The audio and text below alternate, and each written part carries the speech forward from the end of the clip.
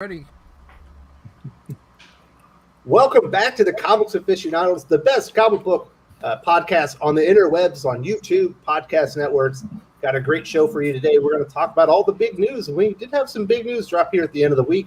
Heather Antos is leaving Valiant Comics, but she's already found a soft landing spot at IDW. What the hell were they thinking? We've also got multiple reports that Heroes Reborn appears to be a flop. And we've got another shop questioning, where the hell is Marvel at? Why aren't they having any big events? Why is nothing hitting right now? We've also got a new X-Men roster. We've got World War She-Hulk. We've got new Walking Dead stories coming. So we got a lot of stuff to talk about. And we've got the relaunch of Amazing Fantasy, which I personally am looking forward to. And with me to talk about this is an all-star panel. Now, I do want to warn you, Jimmy was a little bit under the weather. He wasn't able to make it last week. He's admirably made it this week, but he's still feeling a little bit under the weather. But the comic book teddy bear is back in the house. How you doing, Jimmy? I'm good. I'm so happy here because, Jason Aaron's doing World War She-Hulk. I can't wait for that. Someone had to say it. You're the one. Yeah, he's the one. The only one, but the one. So that's why Jimmy's here, because he's got different opinions, and I appreciate you bringing a different perspective. We've also got the biggest heel in comic books YouTube right here on the chat. He also couldn't make it last time. He was supposed to be here. I think he got his first vaccine, and he was out for the count. But and only Heel is back in the house. Well, and only vaccine. I got the J&J. Well, I thought that was a two-shot. Yeah, exactly. No, that one's a one shot. Yeah, you know what was funny? Like I was just waiting for all of everything to hit me for 8 hours or something like that, and instead I just felt like my chest was being pushed on for about 12, and I just couldn't get up. Sorry, Wes. No, it's fine. We had a great stream and we had a great time, but I'm glad that you were able to make it back. Yeah, thanks. And next up, we needed a pigeon update. It's been a few weeks since it happened. Drew from Comics Lead is with us. What happened with the pigeon? Everybody wants to know. Well, let's just say some are destined to maintain flying, some don't make it, and some are just delicious leftovers. There you go. There we go. Pigeon nuggets, folks. He's got pigeon nuggets. Maybe we'll have another unexpected visitor in the warehouse today. Who knows? The pigeon. Next up, we've got the critical curmudgeon himself. Pele, how you doing? You feeling good? Oh, I'm feeling great, but I'm still pissed off. So it's. You're upset Heather Antos is leaving Valiant? What the hell? That doesn't change, God. dude. I'm upset that she's like anywhere. I'm upset that she's like still anywhere in comics. I don't understand. It perplexes me. Well, obviously we're about to get into that next. Last but not least, we do have the co-host of the Comics Aficionados, Doc. How you doing today? I am spectacular, and don't worry though, Pele. I've already made sure that Heather has priority seating on the space shuttle directly into the sun. Good. Good. Just any SpaceX mission where they're, testing the boosters would be fine with me.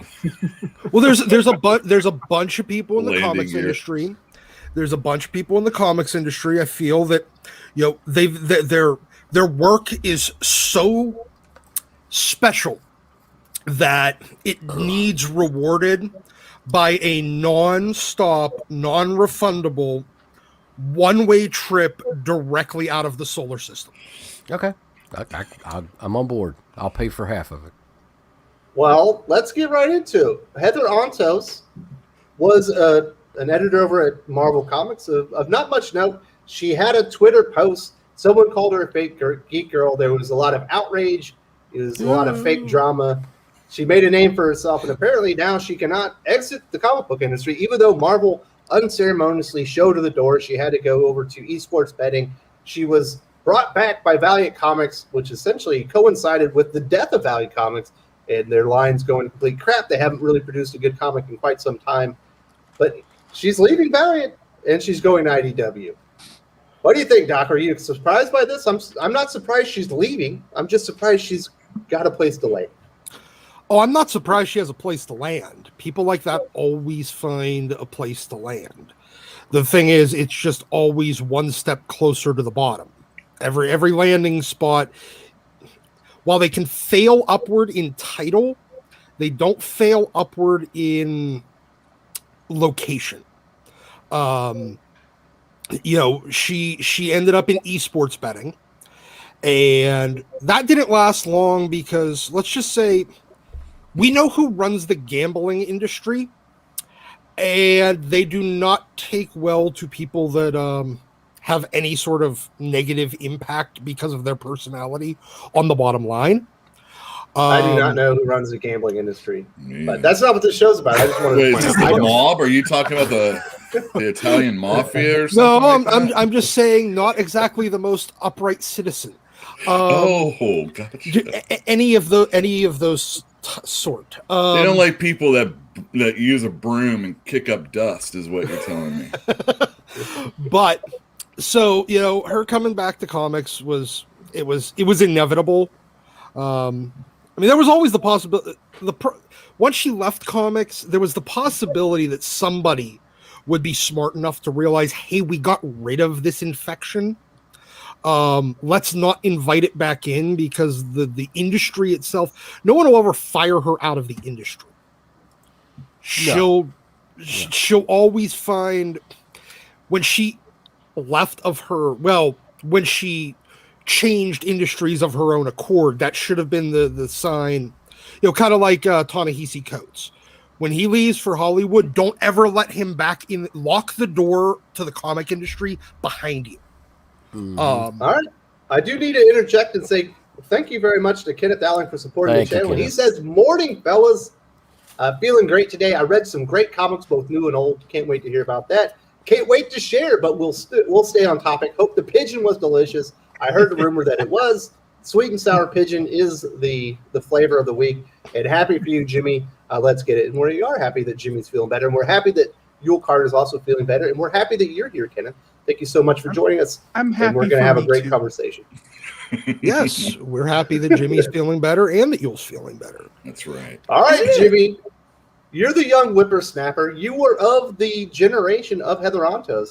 Are you excited that she's moving over to IDW and writing these kids' books, or editing these kids' books for Star Wars and the Marvel comic stuff at IDW?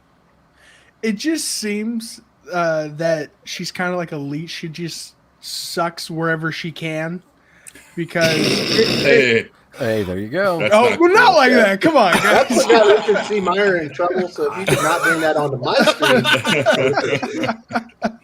screen. Okay. Well, yeah. So We're not also, talking about how people are getting jobs she's here. part of okay? this.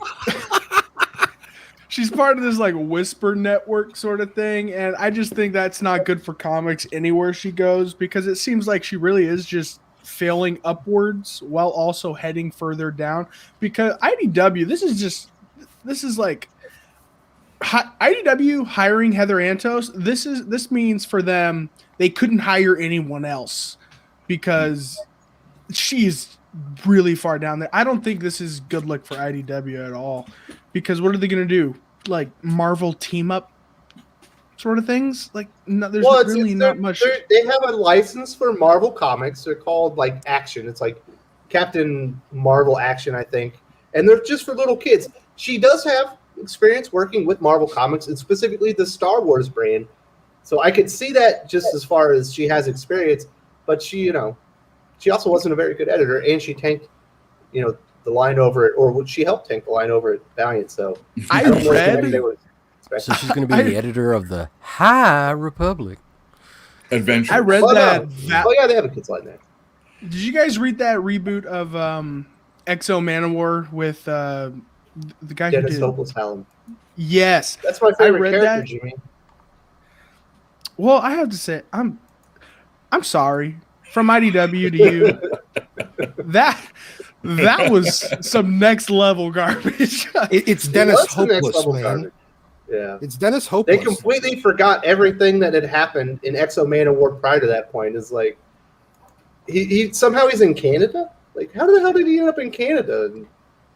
And now he's buying sandwiches and working on cars. Yeah. Yeah. That's some next level action. Yeah, this is what you'd expect a Visigoth warrior with a alien power suit to do if he was on Earth. It's funny because I actually read that. I read that book off your recommendation that you liked the character. So I was like, oh, it's a reboot. You should watch the video talking about that version of the comic, and you'd see how terrible it was. I want laxatives for my eyes because that book was bad. It was bad. So, Drew, obviously you guys are up at Comics Elite. You're aware of all this stuff. What was your guys' take on Heather Antos exiting Valiant, which I thought was exciting? I'm hoping Valiant maybe can rebound. I don't think it's going to happen. But then moving over to IDW.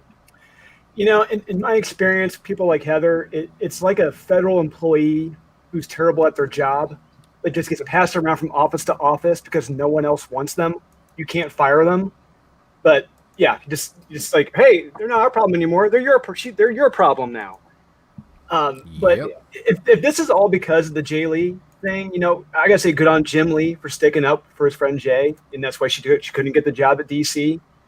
And but I mean, Heather compared to Jay Lee is pond scum, you know, compared to him. But you know, I've actually had the pleasure of meeting her once. I met her once at a show here in Indianapolis. Pleasure. Yeah. God Pleasure. dang it. Pleasure. And she was sitting next to her Valiant rep. I'm not sure what the guy's name was. He was a young guy, bald, glasses. He was a nice guy because we were talking about doing store exclusive variants for Bloodshot with Lucio Perillo and Ryan Kincaid. And something strange happened. It was weird. For only time this has ever happened. She was sitting there looking at me, and I'm looking at her through my peripheral vision as I'm talking to him. And we had a moment. It was like an unspoken, mutually assured hatred of one another. It's like, the only time this ever happened in my life. And I've been all over the globe, dealt with all types of people. We had a mutually assured hatred of one another, and without even saying it. It was great. That's the greatest thing I've heard in a week. So, Drew, you would know about federal employees. You were in the military like myself, so I know exactly what you're talking about. You can't get rid of those guys. They just, all right, who wants them next? Yes, exactly. To try this out. So, yep, after this, I agree with you there. Comics, and then maybe Boom. We'll see what happens. See who gets her next after IDW. Boom is not doing that. Boom is on the rise. There's no way that they're going to be hiring that anchor. But I do want to say thank you to Dark Bobcat for supporting the channel. And he points out Heather does have experience editing Marvel and Disney books nobody reads. So this will be right in her wheelhouse. Oh, touche. Nobody really reads the Marvel action stuff at IDW. I don't know. You are, we call you Heel Yule, but it's more as a joke. You're one of the brighter personalities here on the panel. I imagine you have something to say that's more positive about this this move.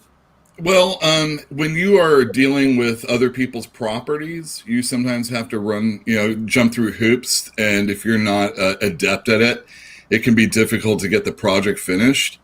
Maybe Marvel's like, hey, we know who this is. She's not going to screw up too much, anything. And we can, have a little less, control over it or have to worry about having control over it. So that's like a positive, I can say. That's a reason why IDW would have hired her to work with Marvel, since they already have a relationship. Having a relationship with someone helps. Also, but what I'm really questioning is, other than that, what does she really bring to the table? And I'm surprised that IDW is even around. I am too. He brings B. Claymore, Max Bemis, Max Asagio. No, that's nothing. So a bunch of other people. You gotta have a Rolodex that's worthwhile. That's a lot of people that never fulfilled their, Indiegogo. That's a lot of people that haven't sold a comic book. Look, I sold believe it or not, when I had a bigger store and we had like reading groups and stuff, because we forced it on them. We sold a lot of Mags Visaggio at first, it's possible. You can, you just have to work the angle, but it's not something that's like really lasting or memorable. Maybe that one book that she did for Vertigo, but not really into it. Goddess Mode? No, it wasn't that. Goddess Mode or whatever. In order to... No, I know what he's talking about. I'll get it for you. Woman or something? Or is it? Yeah, it was like that. Something woman. Yeah. in order to sell people like Mags or Max Bemis or B. Claymore, the idea is that there is a way that you can sell some of their comics short term, but you recommend a bunch of really, really good comics so that people start trusting your recommendation. Then you slip that in from time to time. It's a great way to clear inventory. And then you go right back to recommending a bunch of good stuff. And then you slip in another one. So you kind of have to, it's like feeding in poison. You can do it in small You was talking quantities. about Eternity Girl. There we go. That's right. Yeah, you can feed it in small quantities here and there, but you got to put it in with a bunch of cake. You got to slip it in when they're not paying attention. So I do want to say thank you very much to Kenneth Dowling, and he's got a good point. If you haven't pressed the like button, what are you waiting for? Hit that like button. Let everyone know that we're having a fun conversation here. We've got about 2 hours left of this show, and if you like comic books, this is definitely going to be the place for you. All right, Pele, you've been quiet. Well, you haven't been quiet. You've been mum on this. I know you got some stuff to say. What are your thoughts on Heather Antos, getting the boot and not being accepted over at DC Comics? There are about a dozen people in comics that I would call the malignant cancer in comics, and she is one of the worst forms.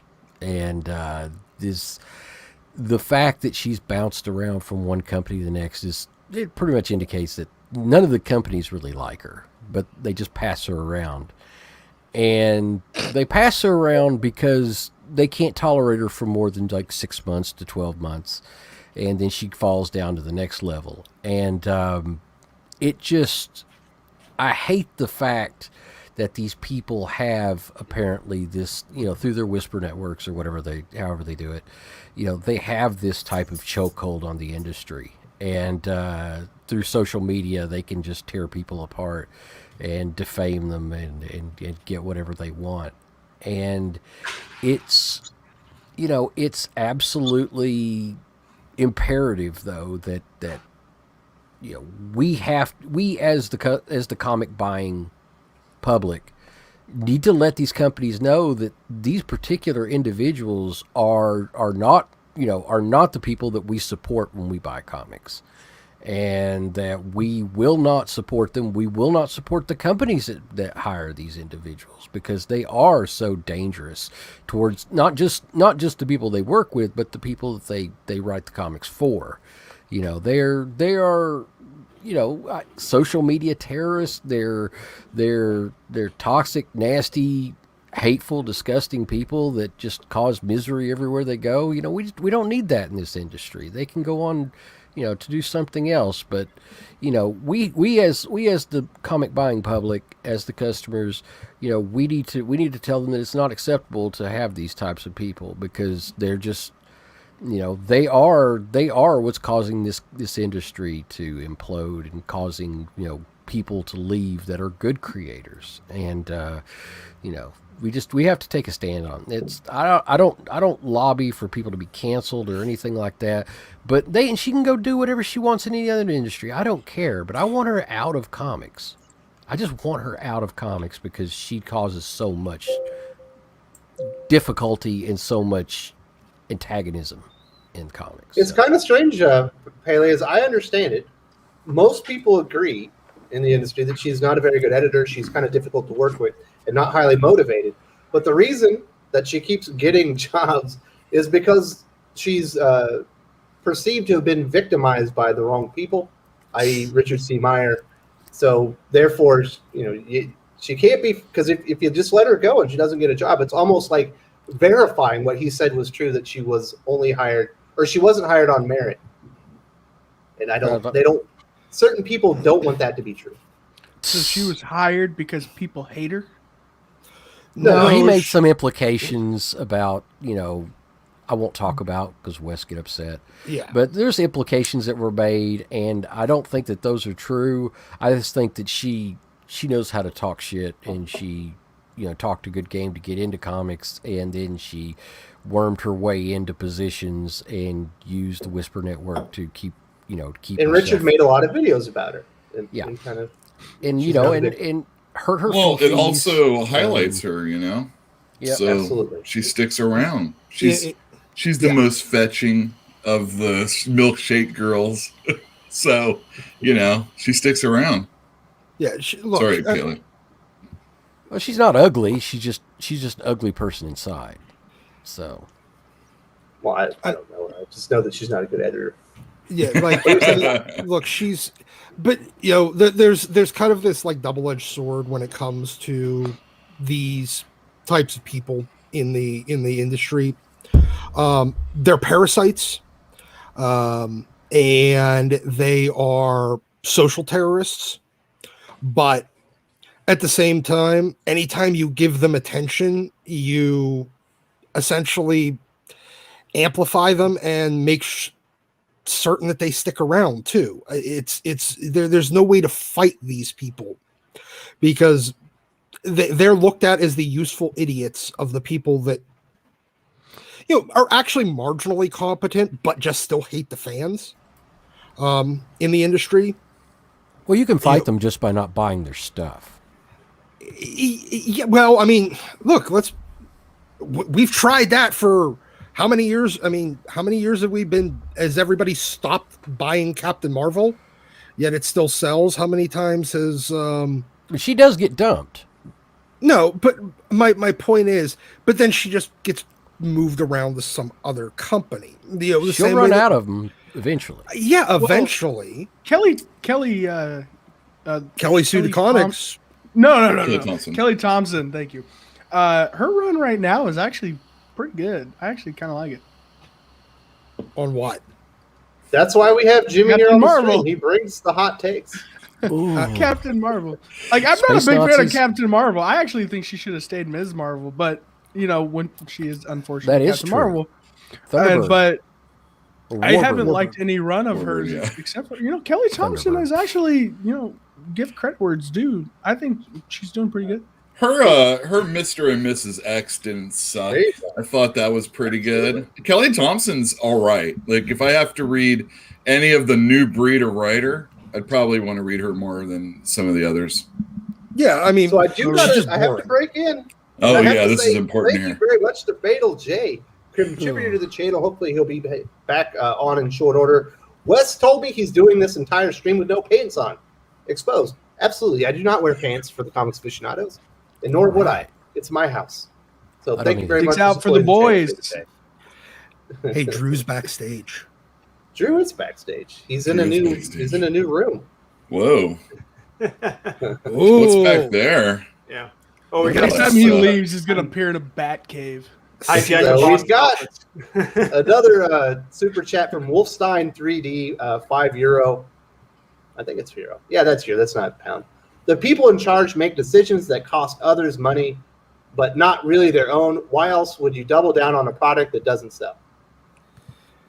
Because they've been doing it for years. Why would you hire somebody knowing that it's going to bring, discredit to your company and potentially lose you money? Virtue signal. Hey, we're virtuous. We're hiring this person that's a pariah because she was supposedly victimized. Yay. Yeah. They can get a couple of headlines on CBR and maybe hopefully get their name in the same headline as on like Collider or the Hollywood Reporter or Deadline or something. And it's basically free advertising for them. Yeah.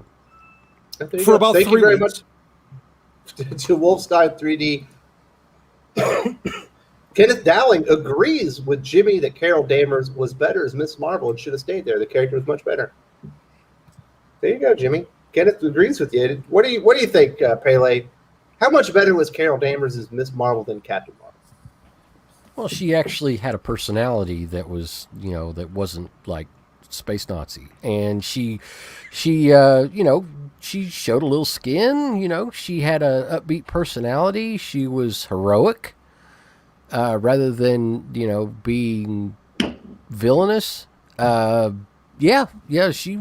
enjoyed many of the Miss Marvel storylines. She I really was liked really her. badass in New Avengers. I like the 70s. I like the one from the 70s, early 80s a lot. The Brian Reed run from the early 2000s is awesome too. I have all 3 epic collections of those. They're fantastic. I mean, that was really, really solid, adventure comics. They were simple, but they were well told, and they had good action. And she was pretty to look at. So, there was nothing wrong with those. It's when the activism came in, and the hair went to like the mohawk, it just kind of. It had a sweep or something. It had a sweep, Pele. What the hell? Faux hawk. That's the term. It was more She of a went to the faux faux hawk. hawk. Exactly. She went to the faux hawk type look and changed her name to where she defamed Captain Marvel, and that's when everything went downhill. But yeah, Miss Marvel was great. That Carol Danvers was a sweetheart, and this one is like terrible. So all right, well, thank you very much, Kenneth, for chiming in there. Really Who appreciate got a it. gold coin? Nice. It was Sorry. Sorry. So, Sorry. so the hell? Yule, damn it, this is pandemonium here. Yule, what are your thoughts on the part of the story about DC Comics basically like saying you're not welcome here after defaming your peers and basically double and tripling down on Jay Lee after basically DC brought Tom King to heel, who's actually made money in the industry, like lots of money. Like he had to apologize, but she kind of refused, and now the doors are closed at DC Comics. If that's the case, that's pretty awesome that Jim Lee, the one time he actually does anything of note, is protect Jay Lee. Hey, stick up for his buddy. Good for him. Yeah, Jay Lee, man, that guy, when everybody was drawing lines all over the place in the 90s, he was doing his style. He is awesome as far as comics illustration is concerned. And how dare you, Heather Antos? He's brought so much joy to my life in comic books. Not just that, Jay Lee is a genuinely good guy. He's a genuinely good guy. Anytime, every time I met him, great guy. Just draw good and draw more for damn sake. He also did one of I'm the joking. best. He also did one of the best Marvel stories in the last 20 years. Maybe, I think it was a little more than that, but it was What, the Inhumans? No, the Century with Paul Jenkins. Okay, I like the Inhumans with Paul Jenkins a little bit more, but we can fight about that some other day. I really liked his Hulk versus Thing Hard Knocks miniseries. That was weird the way he drew Yeah. I mean, you could see his teeth and everything. It was strange. It was cool, but it was really good. Marvel was doing some really good stuff when they had like that Richard Corbin Cage miniseries. They were just doing things that they normally wouldn't do. Super Chat. Stuff, for like the gunslinger stuff he did was great too. He's great. Love Jay Lee.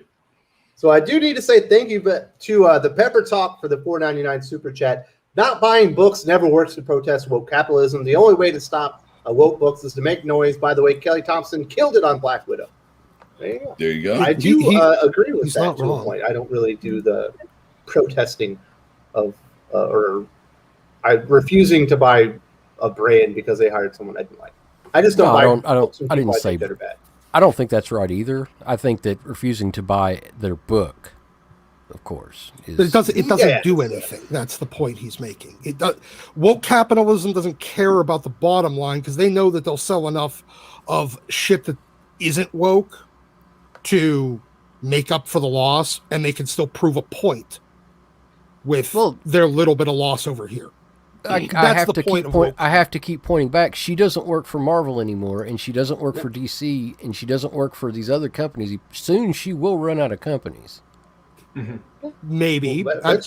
I'm waiting. I'm just waiting for the day where she has to grovel to Peter Simeti and he only gives her a job like reorganizing the storage. No, reorganizing the storage shed. I'm fine with her doing that. She can stay in the shed. You know, as long as she isn't Peter like Smetty actually. runs a pretty completing tight ship. I don't comics, see yeah. that would happen. I think she can run the front counter. She's pretty enough. No, all she has to do is move boxes in the storage unit. That's it. All right, guys. Thank you. Thank you very much to the Pepper Talk for the supporting the channel. And we've got Darth Bobcat with the super chat. Whatever happened to Paul Jenkins? He was a fave. He went Hollywood. What? He's working in Hollywood. Smart move. What? Got there before the others. He is the same way. I mean, Bastard. yeah, He Paul beat Matt Jenkins Fraction to the punch. by many years. There you go. I guess he was smart. So Him. thank you very and- much, Darth Bobcat. All right, Yeah. Paley, I'll throw this one to you last, and we'll go on to the next subject. What are your thoughts on DC kind of holding the line? Does this give you good vibes about DC moving forward? Although I personally am not loving Infinite Frontier so far, that maybe there's going to be more quality controls as far as the people that they're bringing on board to their company. Yeah, I'll believe it when I see it. I'm kind of like, yeah, this is they're talking a good game. I'll wait to see what comes out of it. So I'm kind of, you know, I'm tired of being hopeful, but you know, we'll see. If you don't have hope in comic books, you don't have anything. I know it's getting bad. He's Hawkeye in Endgame. Don't give me hope. Yeah, That would be the ultimate comeback for Heather Antos there. The redemption tour. After doing a stint with Alterna Comics, she is now EIC of Splato. oh my god. All right, so does anyone else have anything to say about Heather Antos leaving Valiant Comics for IDW to work on their kids' Marvel Star Wars line? Bye. Yeah, I mean it's already Get out. dying. You know, Go out the door, hit you on the way out. High Republic will be canceled by 2023 anyway. So My only question is, how does IDW have money to pay her? I mean, like at all. Like, I mean, yeah, she works for pennies, but come She on. must pay all that They money have from the loans. e-betting area. she has cats. She's getting paid in bail bonds. Quite possibly. Railroad Maybe, bonds. maybe they're paying her in like whatever they find in the couch cushions. No, I'm telling you, Doc, they borrowed money. Yeah. That's why they don't have any debt right now. They went out and they borrowed money through non-traditional means. Mm-hmm. That's exactly what happened. We've covered it And here. they're on the probably not paying her much. They probably are not paying her very much. And, you know, she's supplementing it with, you know, cat food. So, She's pretty. Maybe that's what it is. She's making coupons on cat food. yeah. And Jamie Anderson's going to have the last word here. Obviously, he was on the channel last week. I love having Jamie here with us. Heather Antos might have a larger face turn than Aubrey Citizen. I think that's what we're all hoping for. I hope They would need things it, turn yeah. around and maybe things go well, IDW.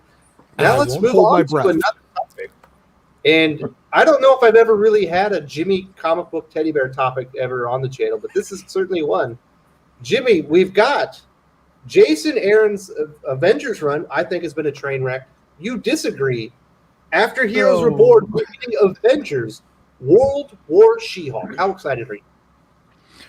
This is gonna go one of two ways. One, it's gonna be no one does like metal comics better. Well, I guess there's one person, Donny Cates, but no one does better Marvel like metal comics as good as Jason Aaron. Everyone does. You know what, Doc? I wasn't talking What about Scott Snyder? You said Marvel. I'll shut up.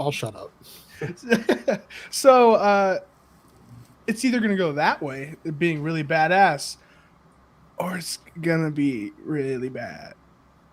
And When was the I'm last time choosing you the had a latter. metal comic book, Jimmy.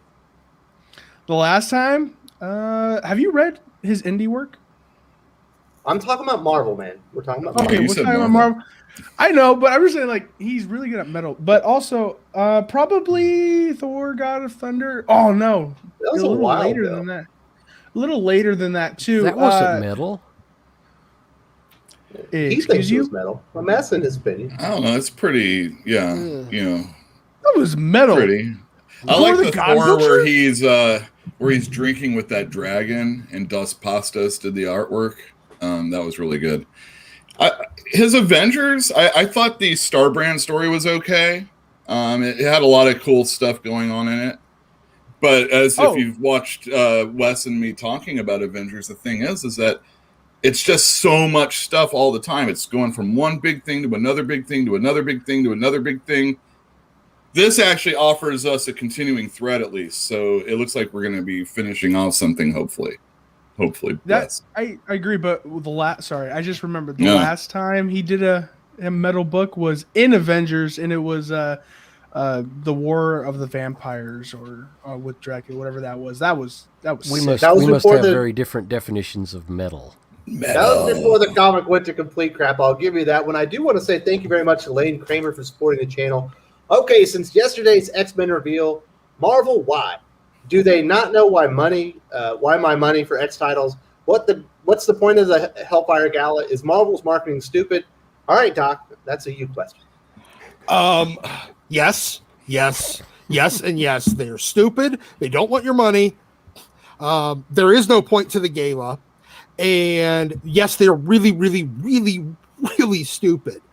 But at the same time, I think that they're realizing that their marketing push for come read this 12-issue event just to find out who a team isn't working. I mean, it's literally probably doing negative. It's actually probably harming potential sales because people are like, fuck it, I'll wait. I'll just wait until it's over and it gets spoiled on Twitter.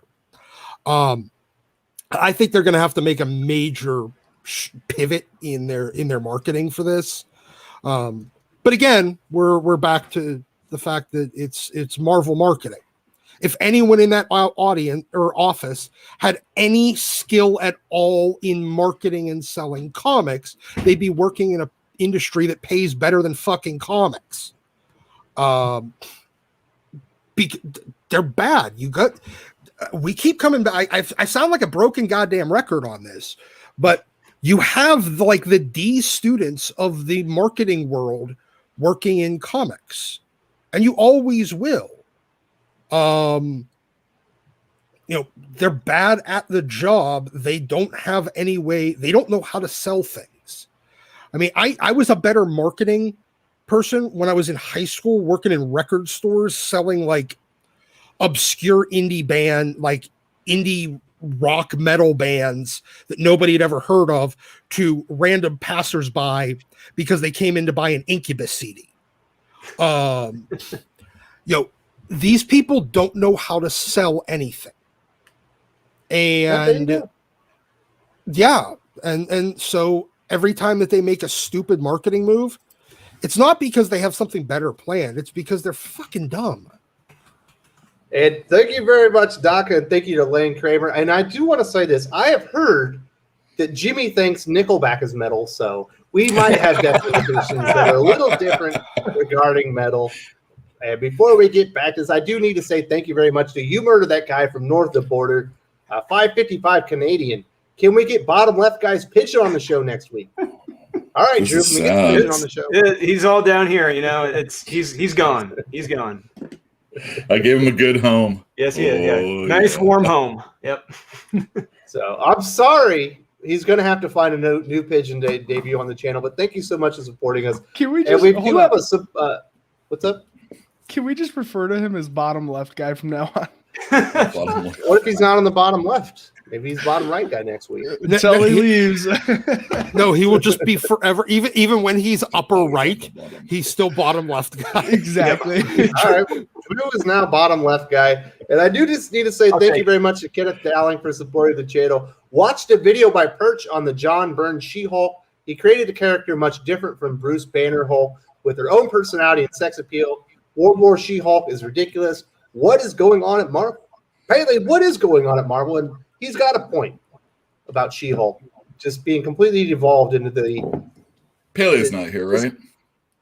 He isn't here, but she's been completely devolved in the crap character that Stan Lee kind of just put together at the last second. Yule Carter, that was for you. I forgot Pele was P. That's all right. Well, I want to ask Jimmy, do you really dig on big old buff She-Hulk and her mental anguish that doesn't allow her to be pretty on the outside, even though she's still Jennifer Walters on the inside, whatever. How you feel about that story? That's pretty much the only problem I had with it. I didn't like She-Hulk. I mean, I like her being strong. She's definitely the strongest one. or whatever. Well, even when she wasn't like words hulked out, she was still freaking strong. Right. So I don't know why they made her. This was the explanation they came up with for why she's big. She just got supercharged with gamma, and we wanted it. We wanted it. Yeah, that's it. The thing is, she's not actually any stronger than she was whenever she was like hot, shulky. She didn't actually get stronger, so she got a lot bigger muscles for no gain in strength. Well, yeah, it's just show weird. muscles, man. Yeah, they're just show. Wait, she did take on a celestial. So I mean, well, I mean, depending on how much damage she did, she was going to do that anyway, right? Regardless if she was brawny or not. Yeah, like, I mean, you can have a skinny guy or a really jacked dude, and they can both punch a bulldozer, and their hand's going to end up the same way. Well, I also thought that the idea was that, she's such a tortured spirit in her mind and soul that it's manifesting as this hulkish brute. Yes, and that is the way the Hulk works now. Yeah, like whatever your inner turmoil is, or your inner like sensibilities is, that's what manifests itself on the outside. Yeah, so when she finally goes and sees Doc Samson, who's usually hanging around Hulk people, she'll start feeling better about herself, and you will be on she'll demask. You know what's funny is like the worst line in that whole series was, I think it was like issue 14 or 15, doesn't matter, but it was it was like this. She was just having this mental battle with herself the whole issue, and at the end, she's just like, "I have the right to be ugly." I have the right to be ugly. You're just like, yes, you do. So I do want to do a little bit of self-promotion here on the channel. On Tuesday or Wednesday, Joe Corallo and I already had a discussion before this news came out about saving She-Hulk. We kind of go through the history of the character, where the character's at today, and I did my pitch on how I would save the character. Here's a hint. It's different than what Jason Aaron's doing with World War She-Hulk. Joe Corallo also does his pitch, so definitely be looking out for that one. That was a lot of fun. Also, if you guys haven't given us a thumbs up on this video, what are you waiting for? It's time to give us a thumbs up and let everyone know we're having a great time here. And thank you to everyone for joining us today. Save She-Hulk. You, Kenneth. Yes, Saving She-Hulk. That will be out on Tuesday or Wednesday. I would bring the sexy back and have her drawn by Art Germ. That would save She-Hulk. Whoa. You might have had half of, well, at least a portion of my my pitch of what I would do with She-Hulk to save the character. But you gotta wait until Tuesday or Wednesday to see the whole thing. What? No Art Germ? Right. You don't like Art Germ, Jimmy? Oh no, I was like, yes. Oh, okay. Jimmy doesn't. I was like over Art here Germ. having He's a not battle. nerdgasm. All right, we I'm do never have a gonna live that question, down. Doc. This is a you question, and this is from Gek812. I'm assuming this is $2 Australian, but I might be wrong on that one. Hey all, what's Doc's channel? Can't find it. What's your channel, Doc? I don't know. I'm not kidding. I legitimately don't know. Hold on. I'll have to come back to that because I need got to like actually 3 find out videos or something, right? Yeah, I got like 5 videos total, and one of them's me freezing a block, like an Iceman comic, into a block of ice, and then cutting in half with a Sawzall. Because why not? Yeah, let me find that out, and actually I'll get Doc is a man amongst children. Yes, that was an old video back when people. Yeah, it's way back in the day. I have it's mostly like a couple Iceman of like hasn't been out for like 4 years. Yeah, it's mostly like a unboxing a couple of like a Spawn figure, and I think a tour of my nerd room. I can post in the chat. I actually subscribe to you because of the. Oh, you do? Box. I remember the Spawn box. Yeah. All right, Pele, what are your thoughts on World War She-Hulk? Are you excited about this turn in the Avengers run? Is this the story that's going to get Jason Aaron's Avengers run back on track? No, I don't think that anybody's hardly going to read it. It's they don't like the present She-Hulk. They don't want ugly She-Hulk. They want John Byrne style She-Hulk, and they don't You got to get off on the right foot with this stuff. There's the version of the character that fans not just predominantly but overwhelmingly prefer as far as readership, and then you've got what we have now. And unless they bring the sexy back, she can be strong as long as she's also sexy. If they don't bring the sexy back, nobody's going to read it. So I don't know. Being strong can be sexy. They're not mutually exclusive. It can be, and that's what Byrne did. She was strong and sexy, and now she's just strong and lumpy. And funny. She was funny, too. Yeah, she had a sense of humor then, too. The jump rope thing. She was kind of like satiring the entire comic industry. She broke the fourth wall, too, at the time. She was doing a little Deadpool stuff. But, it's there was comedy there. There was also some good drama in there. She did a lot of really interesting stuff when she teamed with the Fantastic Four. There was a period of time there that she was kind of like the full package as far as a really good, solid character. And then, they decided that a lot of female characters, couldn't be pretty anymore in the Marvel Universe. And it was like, okay, well, I guess that's, I guess they just won't be sold. All right, Drew, what are you guys down at Comics Elite thinking about this big World War She-Hulk line? Are Avengers selling for you guys? Some, not all. But I will say, don't we still have to go through Heroes Reborn first before this even happens? I mean, why have they kind of pushed this to the side? And, by the way, we got this going on. It's like, whoa, wait. Yeah. Can we get back to Heroes Reborn first? But apparently this is more about Heroes Reborn than World War She-Hulk going on. Yeah. I think they might be punting that one. The writing might be on the wall, Drew.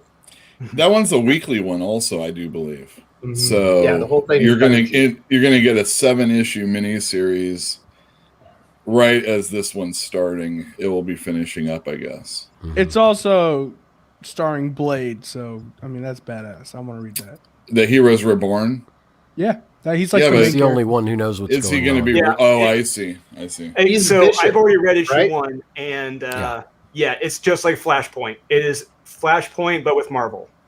You already read But it. it's with DC because the DC universe is coming into the Marvel universe. Mm-hmm. Mm-hmm. Yeah. It's Wait, it's Drew, a you what already if read month. it? Yeah, it's for the retailers. You can read it. It's up there on Diamond. Oh, okay. Well, I need to talk to you after this. It's just what if Marvel was DC. Yeah, That's that's it. basically it. Yeah. So Yep. great, they're doing a what if month that they're not calling a what if month. Awesome. By the way, I did post the link in the chat. So did I, but it didn't come up. That's weird. Got to be a thing. I will say one thing with Kenneth Doc Dillon. is a moderator. Now that you reminded me, I forgot to Yeah. tell you that, Doc. As far as You've been a bringing moderator sexy for 2 She-Hulk years. back, the courtroom scenes where she's actually She-Hulk are some of the best comedy scenes that Marvel has ever done.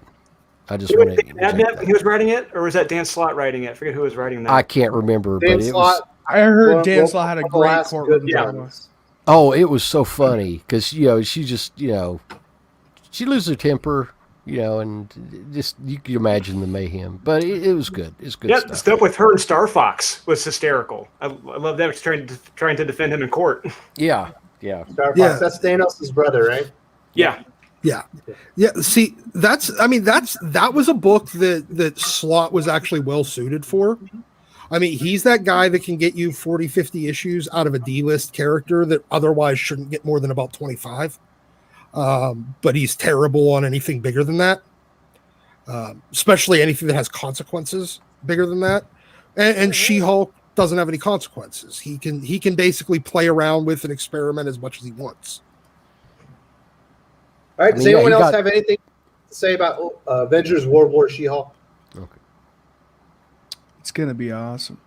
Because what they really needed to do was copy another event.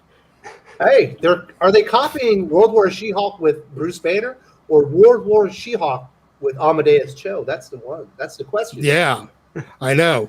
Which one are they copying? Is it the sequel to the sequel, or the photocopy of the? You know what? It's a 2021. They're definitely doing photocopies of photocopies. It's the kind of slow one from Multiplicity.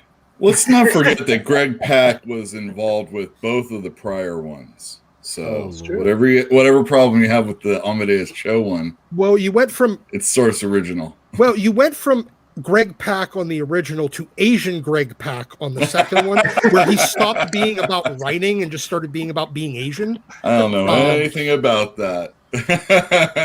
So he was like did the he work under photocopy Heather of- Antos? Maybe. Well, the think he great might thing have about been World edited War by her. Hulk, real quick, is that we had a payoff from that from Planet Hulk. You know, it was a build-up to World War Hulk. Hulk is getting his revenge on everyone. Like, I couldn't wait to see that. This is just like, okay, I guess I'll read this. That's the It's best just a comment I've reason seen in to a while. regurgitate a name that people know. They do Miles not do Morales. nostalgia well. Let's put it that way. Miles Morales, 2 more days from Chillmonger. That's got potential. Yep. Get Joe on for Absolutely. those like bad pitches. That's a good one. That's, And then they're going to do Spider Clone Island. Ooh. Don't give them any ideas, Doc. Stop it. They got to find Ideas. something. They got to find something else for Salad Man to copy from actual Spider-Man to give to, he That's he true. needs more hand-me-downs because that's the Alright, only Doc, thing you he go is, on a hand-me-down reservation. Spider-Man. And I'm going to bring you back because it's time to go to the next topic. We've got Amazing Fantasy relaunching from Kari Andrews. He's been doing that really awesome series, Erratic, over at AWA. This is going to be an interesting team. They're going to grab Black Widow, I guess, from like the Red Room. They're going to grab Peter Parker from when he was a teenager. Then we're going to grab Captain America before or during World War II before he was on ice and put him into an adventure. I'm actually quite excited about this one. I think Kari Andrews has done a great job with Erratic. He's writing and illustrating this. I'm super duper jazzed about this. I think it's interesting. Obviously, Black Widow will still be kind of a villain at that point. Peter Parker won't be, he's going to be pretty gullible at that point. And Steve Rogers will also be pretty new at the Shield. Now, you suggested that I read Avengers Forever. Mm-hmm. This feels like a lesser version of that. Are you excited? I'm excited anytime Carrie Andrews is involved, and if he's taking these characters and warping them in his vision, I'm happy with it. I'm looking forward to it. I just wish it would be magazine sized. That would make it better. I'm looking forward to it a lot. Carrie Andrews, back when he was doing covers for Incredible Hulk, when Bruce Jones and Lee Weeks and other guys were on it, he was doing these covers that were so innovative for the time. I just thought they were so great, and he's just been a guy that I've enjoyed looking at his work. And yeah, I'm 100% behind this. This is my new favorite thing that's going to be coming out. I'm with you. This is like one of the things I'm really genuinely excited about. But I do need to say thank you to Lane Kramer. Hey, did anyone read Spider-Man Spider Shadow, the new version of What If from Chip Zdarsky? What if Peter Parker's, he accepted the symbiote suit and like bonded with it? Anyone else read it? Yes. What'd you think? Not I didn't yet. even know it came out until the day of, and I'm not even near my LCS, so they were all sold out by the time I called them. I was so mad. I was like, Chip Zdarsky on Spider-Man again? I want that. Nope, We got doesn't plenty matter. of copies here at ComicsEliteComics.com. We brutally There you go. underordered that, and I really regret it. I really regret it. I'm like, why? I was cornering my manager. Like, why did you only order 50 copies? Well, It is a what if book.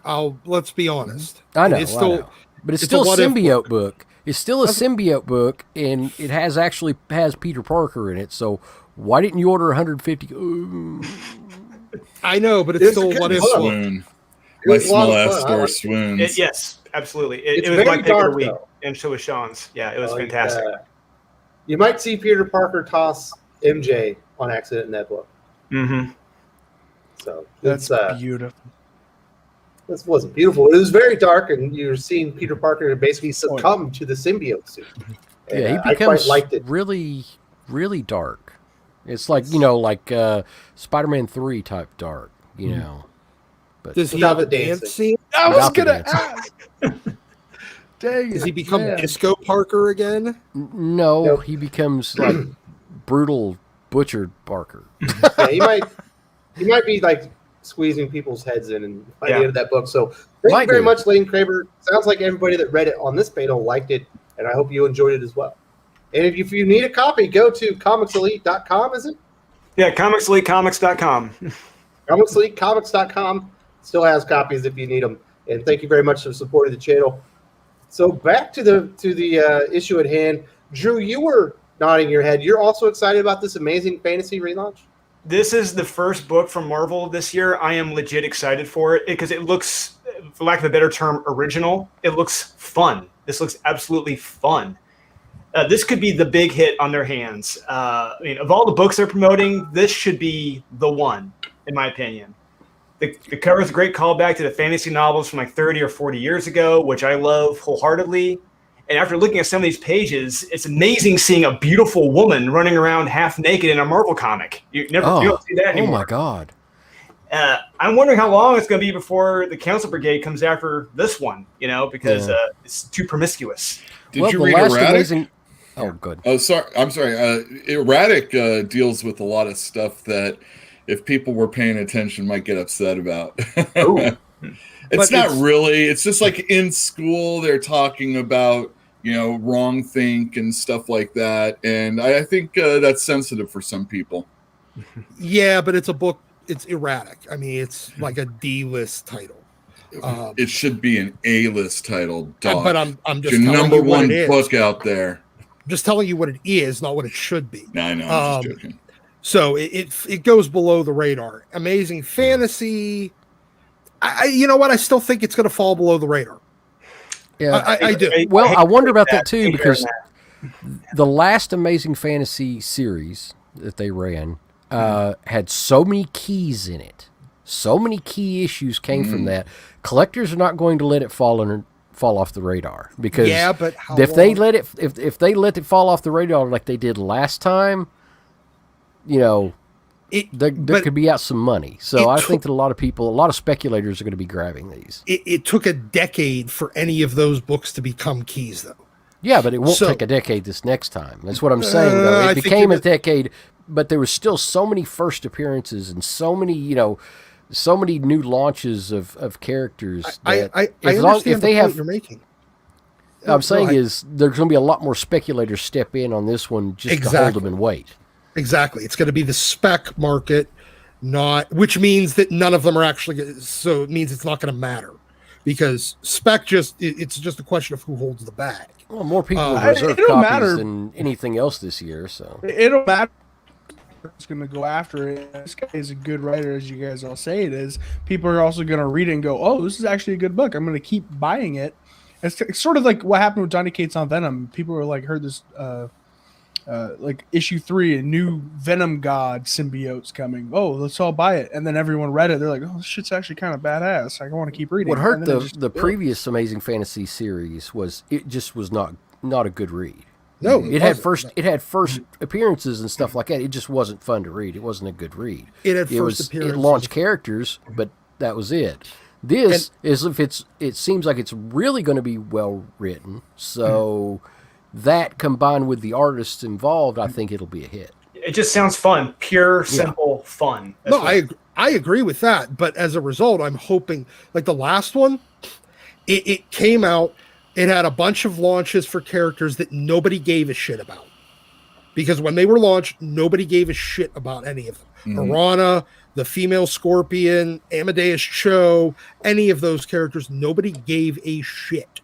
And they rejected them all outright. It took I think that this will be the exact opposite. Dude, I'm trying to finish a thought here. It took a decade of somebody actually doing something with them before they became keys. So if you end up with the spec going on this one, you're going to end up with a shit ton of mosaics. If there's any first appearances and stuff like that, you'll end up with a shit ton of mosaics. I wish I had Blue Marvel that way, or whatever that was called. Wow. I understand. No, I understand. I understand completely. If it's a hit out of the gate, you're going to end up with shit characters that nobody cares about. If it's small, generally kind of result sales wise, you'll end up with a hit on your hands 10 years from now. So do you want the quick money? Do you want the long money? That's my question. We have You Murder That Guy saying it won't be a hit if it's overpriced. What do you guys think about that? Too. Good point too. It depends on the price point. $4.99 is what it looks like it's probably be. So Yeah, Also, the preview pages, there's already preview pages for it, and it looks awesome. Well, Yeah, Kerry Andrews, yeah, it looks awesome. Yeah, exactly. he's an amazing illustrator. Whatever form he's working in, he's great. I saw the cover and I was like, okay, the cover's too good for the interiors to be legit. And then I scrolled past and I was like, nope. I bit my tongue. That shit looked good. Yep. Yeah. It looks like a solid, fun comic, and by God, that's what we should have now. It's what we need more of in this industry. So Another miniseries, though, of course. yeah. Do you think they're going to be doing more like Amazing Fantasy stuff, or is this I going to would be like a hope one and so. done just to reuse a name? Well, Go ahead, Don. it's an anthology. I mean, it's going to be an anthology. Anthologies don't sell long term, period. Yeah, It's not an anthology; it's a miniseries. Yeah, Well, we're it's a talking about miniseries real Amazing anthology, I Fantasy. guess. We're talking about the previous one more, right? Yeah. the first one was an anthology. The second one was an anthology. They I guess don't. technically this one is too. It kind of is. It's just a miniseries also. So Yeah, they just but recognize it's going to. But going back to Doc, Amazing Fantasy is exactly where you want those trashy characters to start off on. You know? Or Marvel Comics Presents. Or Marvel Comics Presents. They used to do that so much more often back in the day. I wish they would relaunch all of those. Yeah, Marvel Premiere was great. Yeah, Marvel Team Up, Marvel 2-in-1. They always want to jam somebody in like Ms. Marvel, but come on, it's Spider-Man in somebody. It's the Thing in somebody, or the Torch. Some of your big characters, not who you're trying to get over.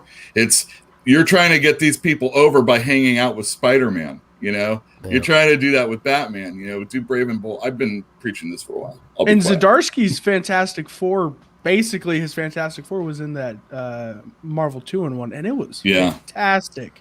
Best anthology series in a long time was Marvel 2-in-1. And I was really Go ahead, for him Kenneth to Dowling. That's it. We do have a super chat, and I want to say thank you very much, Kenneth Dowling. Very generous, $20 super chat. Red Spider-Man, Spider Shadow, and Daredevil. Chip Zdarsky has come a long way. His Spectacular Spider-Man started rough but progressed well. He has 2 hits at Marvel and is now writing at DC. Zdarsky is one of the best writers in the business.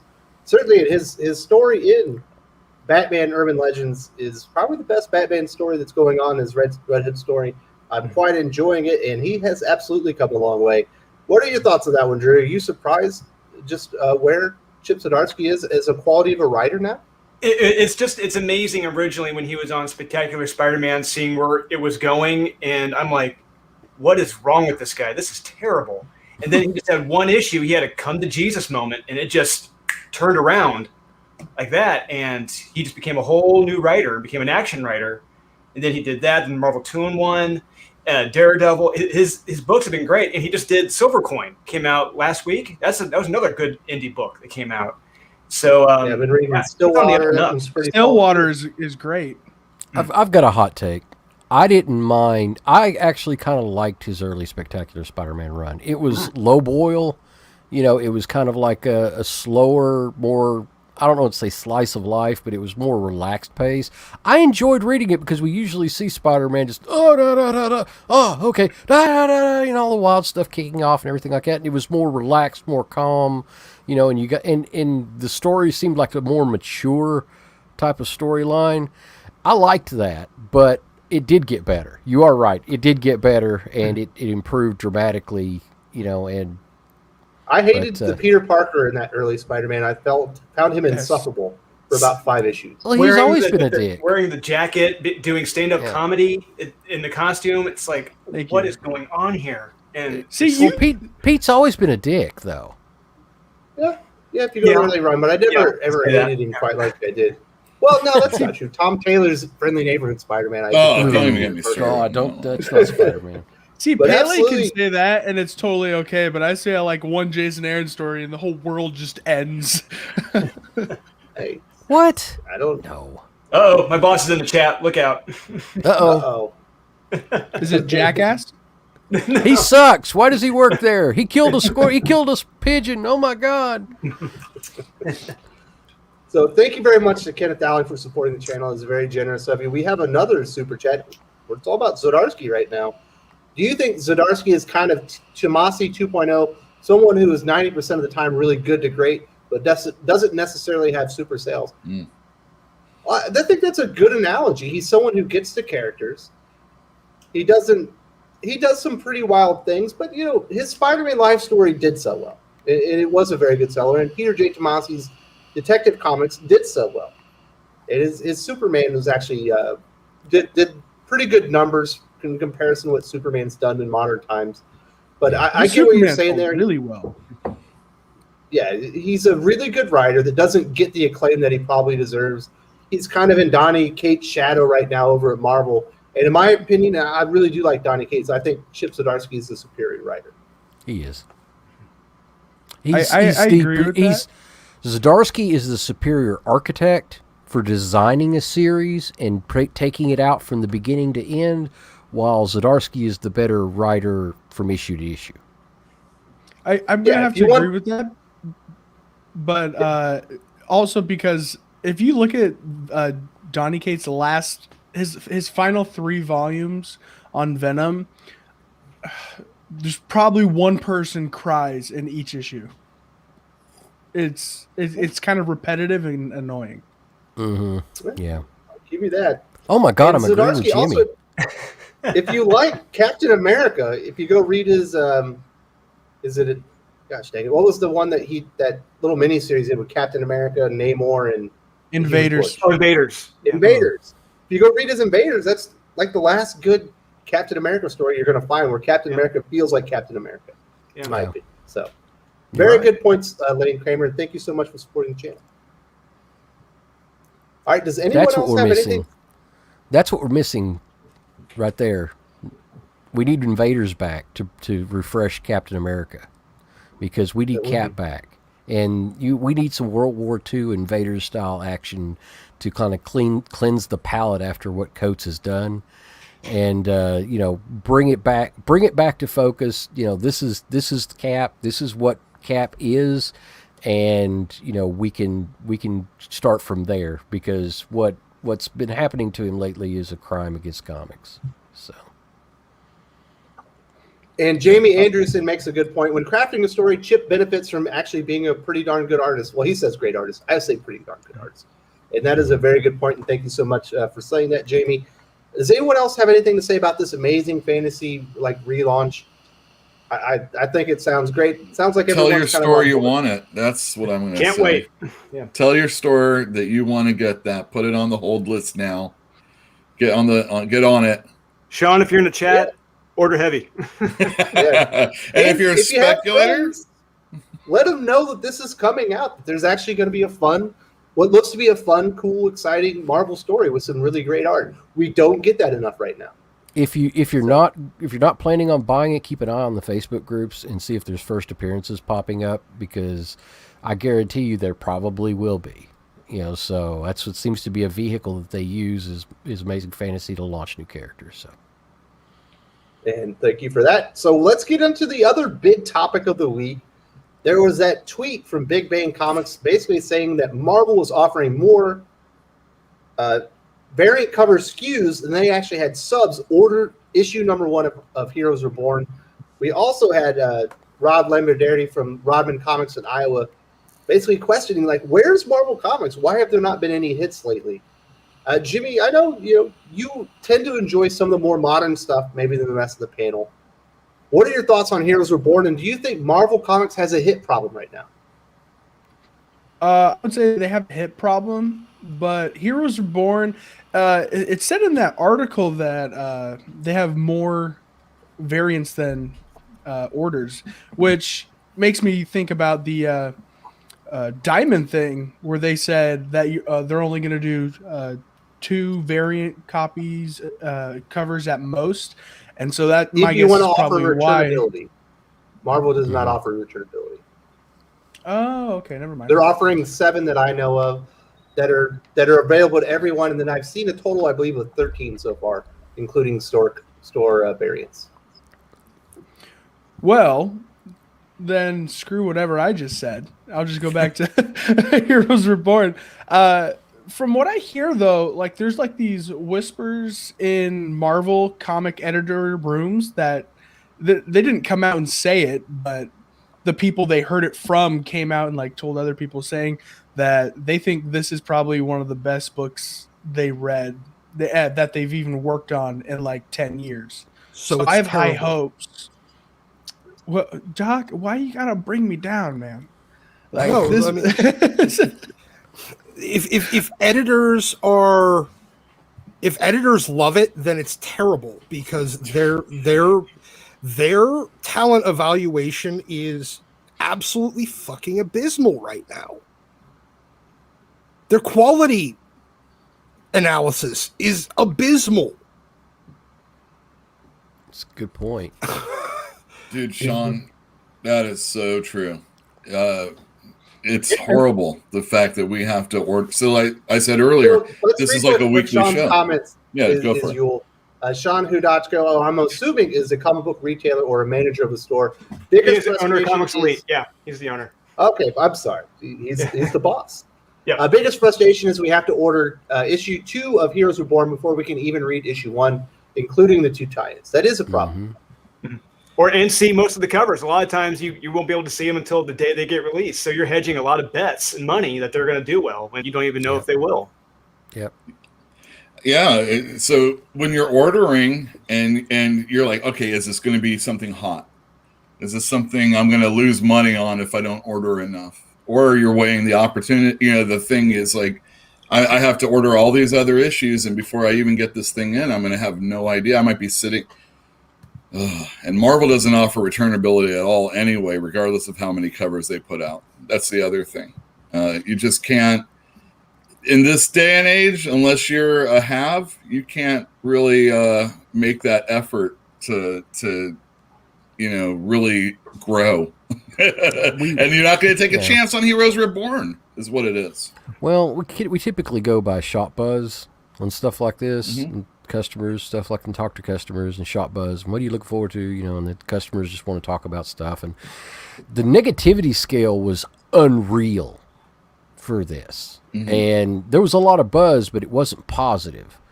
So, and I will say that the negativity scale actually is better than not hearing anything at all. But, you know, at the end of the day, you know, it still, you know, was not something that we wanted to order heavy, and we didn't. And Well, we can just ask the guy who read it, Jamie, is it good? I'm not Jamie, Drew. Guy on the bottom left, is it good? Bottom left guy. So yeah, Sean, if you're still in the chat, I think it got loaded up to Diamond, the full issue yesterday or Thursday. But all I'm going to say is, if you enjoyed Flashpoint and wanted a story similar to Flashpoint, this is what it is. If you like that, you'll like this, but with Blade. Awesome. I'm Funny business, in, baby. Funny Business, who's a retailer as well, said that he had only had one sub order Heroes Reborn, so he had gotten three shelf copies along with that. So it sounds like there isn't a lot of buzz out there. Lane Kramer, thank you for supporting the channel. He's kind of chiming in on this one. My comic shop is trying to get me to buy Heroes Reborn. I am an event guy to them since the announcement for Avengers 46. It makes it seem like Jason Aaron thought of it on the toilet, and the storyline will last about as long. Is that the feeling that you get, Yule, when you see that you're just bouncing? You know, they already got World War She-Hulk on the horizon. Yeah. If we've already talked about Avengers and how it's obvious, or it feels like it's an event book in each story arc. So now we have a non-Avengers Avengers event, not in the Avengers book. Go figure. That's upsetting. This is just 7 issues of event. Oh, all my story arcs are 6 issues or standalone stories. I can't possibly have a 7th issue in my story arc in the Avengers. It's just it doesn't feel pleasing to me, I'm assuming, is what Aaron had a problem with. Yeah. You also gotta think about it though, because sorry to interrupt, but No, go for it. they suck at marketing and you don't really know because they'll market it like one book once with like make it a big deal, and then just leave it until it comes out, and then everyone forgets about it, and they're like, "Oh shit, that came out already." I will And say it's one too thing. late. Spider-Man. I'll say one thing. We are forgetting that King in Black was an event, and it was the best-selling event that we had in a year. So the people are saying Marvel hasn't had a good event. Well, lately. Well, they just came off of one of the biggest events that they've had in probably a couple years. I totally And forgot that was sales-wise, that. and it was fantastic. Yeah. It was flipping awesome. So, I will take issue with that because they did have a great event recently. It's just, it's not as frequent or as regular as we would prefer. Everything is an event. Yeah. If things aren't so special that you want to give them a big page for the second issue in previews, then it's an event. It's not special. It's an event, everybody. And if it's not an event, it's a mini-series, and that's how comics are. Well, they know if they title it an event, there's that story which they know won't make 20,000 copies sold, will bump up to roughly around 50 to, if it's good enough, 80, just to get it out the door. So they have to title a lot of things events, otherwise it won't sell. Think of it like, go for it. I'll be quiet. Well, I do need to say thank you very much, Ken Talent, for supporting the channel. I don't want to offend anyone with this comment, but honestly, I wasn't into the first Heroes Reborn. Rebooting it is nonsense. Where's the innovation Marvel used to have making great, new great stories? Doc, where is the House of Ideas? They all quit. Anybody with ideas quit. Now they're all in the recycling industry. Yes. In that copper wire. Yeah, I mean, it's like the house of meth heads that are breaking into your house, stealing your copper wiring so that they can go get high for 5 minutes. I thought they were at least mining things. No. They're the Seven Dwarves is what I was thinking. Yeah, they're at Disney. The Seven Dwarves are getting old stories to make new ones to give to Aaron to write. No, they're just breaking into your house, stealing your shit, Damn, selling it for. there goes that catalytic money. converter, everybody. No, seriously. I mean, that's they're the recycling industry now, and I mean, I guess Recycling's good for the earth, dog. Yeah. This is not. No, it's not. It's really not. Yeah, but it's the broken window fallacy of recycling. Recycling is good when everything's actually in its end use. When they're breaking into your house, stealing your shit, and selling it for dope money, then it's bad. Yeah. So, and that's about where we're at. This is Words of wisdom from Doc. We need some superheroes to breaking fight into your these. house, stealing your copper wires for dope money. That's what Heroes Reborn is. Yes, that's the best analogy for the house of used to be ideas. Oh. So we also have Atomic Hound supporting the channel. Very generous, $20 super chat. Thank you so much, and thank you to everybody that's supporting the channel. Thank you. We really appreciate it. If you didn't know, I have a third baby on the way. We need it. Smash that like button. Yeah. Absolutely, smash the like button. Let everyone know that we're doing this. This is a continuation of the World War She-Hulk discussion. Does Marvel not understand this kills enthusiasm for the entire line?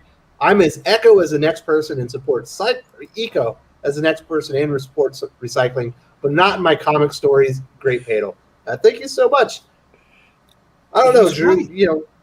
Is that how you guys feel at Comics Elite? Is the nonstop barrage of events? It's hard to sustain enthusiasm. Do you guys have to pick and choose what you think your customers might actually like? Yeah, we do, and a lot of it is cover speculation, and just a lot of it. I mean, a lot of times, one of our business models is judging a book by its cover, and a lot of times, if the cover's hot, it's going to sell. It'll sell well. That's one of our big selling points when comics do well. So if there's a hot the Patrick cover, Gleason Spider-Man webhead cover. Yeah, exactly. Yeah. And a lot of times, that's all it takes. So hopefully, even if the story sucks, it's a great cover. That's kind of depressing, Joel. That so at their shop, the biggest selling point for a lot of these stories that they can think of is the cover art good, which a lot of times isn't even indicative of what you're going to get in the interiors.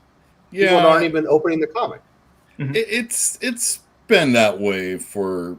I mean, Neil Adams didn't draw the inside of the Supermans he drew the covers for, so it's not an uncommon thing. It just feels like when you have 50 different number one covers, that then you're like ridiculous. Yeah, and if you 50 doesn't need to be 50. We're just in this like sense of event fatigue, because since the early 2000s we've had each year event after event after event, but up until around 2011 or 2010, I don't remember, but it was a Siege. So from about 2000 to 2010 was Siege. They had a plan though, and every event led towards that plan. And then after that, they just knew events sold. So they just kept doing it, but there was no plan, so there was no need to read it. And right now we're in this like a whole decade later, and everyone's just like, can we just be done with events? Jimmy, do you know how many events Marvel is offering in June? June alone? Yes. Oh, yes. God. I'm going to guess 3? It's 5. 4 technically, but it's really 5 because you've got Heroes Reborn, you've got Hellfire Gala, you got Infinite Destinies, the event that's going on in the annuals. You have Battle, the War of Bounty Hunters, and Star Wars, but you also have a weekly Spider-Man story called Chameleon Conspiracy with a giant-sized Spider-Man as well. 5 Mm-hmm. in 1 month. 5 events, and there is exactly zero buzz behind any of them. How can you have buzz? There's 5 of them. What are you supposed to be excited about? Yeah. I mean, well, when we talk about selling books by their cover, there's a reason why most of these retailers just say, "Yeah, I'm just ordering." Everybody's buying the Art Germ variant for this Heroes Reborn number 1, because that's the only thing that anybody cares about on this. Is exactly. Well, there's a good Art Germ variant. They don't give a shit about what's inside those pages. Wait a second. It's all you McGinnis can count is on. doing the art. I'm all right with Well, that. I'll say this: his art is solid in it. His art is He's solid. great. But He's a nice guy. Yes, he is. But nobody cares. I mean, that's the thing. Nobody cares about this event. Well, that's true. Well, it's just part of Avengers. I mean, I don't need to know how many people want this because I know how many people buy Avengers in my store. So they're getting this whether they want it or not. They have to, because if they're getting Avengers, they need this. But I don't have a lot of Avengers readers, so it's not going to be one of those events I'm counting on. I've collected Avengers, Jason Aaron's Avengers since the beginning, and I gotta tell you, that last Phoenix, Enter the Phoenix, broke me, man. I couldn't do it anymore. Yeah, it's rough. Yeah, they're coming off that Phoenix thing. This is not a good time to have an event. Yeah, someone mentioned in the chat. I'm just waiting for the next Dark Phoenix event with Echo. She's dead. Echo's dying soon. I do want to say thank you very much to You Murdered That Guy, 222 Canadian, for Wes's baby. Baby Eric appreciates that. And yes, we did name the baby after Exo Manowar, or at least my wife might not know that, but we did. It's spelled ARIC. the Dennis Hopeless Hallam book. Good job. No. The Robert Venditti and Jim Shooter book. The character we all like, and the one that Matt Kitt wrote. The actual good. I found out. Speaking of babies, I found out I'm going to be an uncle. So that's congratulations, cool. buddy. I can't wait to introduce that kid to crack at a young age. It's going to be an enjoyable time. You're talking about Actual crack. comic book crack, right? You're talking about Flash, right? What's cool though is back to comics. My brother decided if it's a girl, he's going to name it Nova. So I'm like, hell yeah. Poor kid. Poor kid. You know what? The great thing about being an uncle is you can ruin them and then send the kid back. Like you could spoil them and like teach them all kinds of bad habits and Doc, then send them back. You remember what I've told you? The problem. I've had a lot of problems with my nephew. Remember what I've told you about? That's what I did. I don't recommend anybody doing that because the kid will not be well adjusted. It wasn't his fault. It was your sister's fault for not, fixing the damage that you did. Yes. Oh, God. Yeah. Being called at 3:00 in the morning to come bail them out. No, that's not. Hey, that's not fun. That Don't is do an uncle's job. We do have a point from Gabriel Hernandez. Tinfoil hat theory. Marvel DC have a stack of number ones and first appearances in warehouses.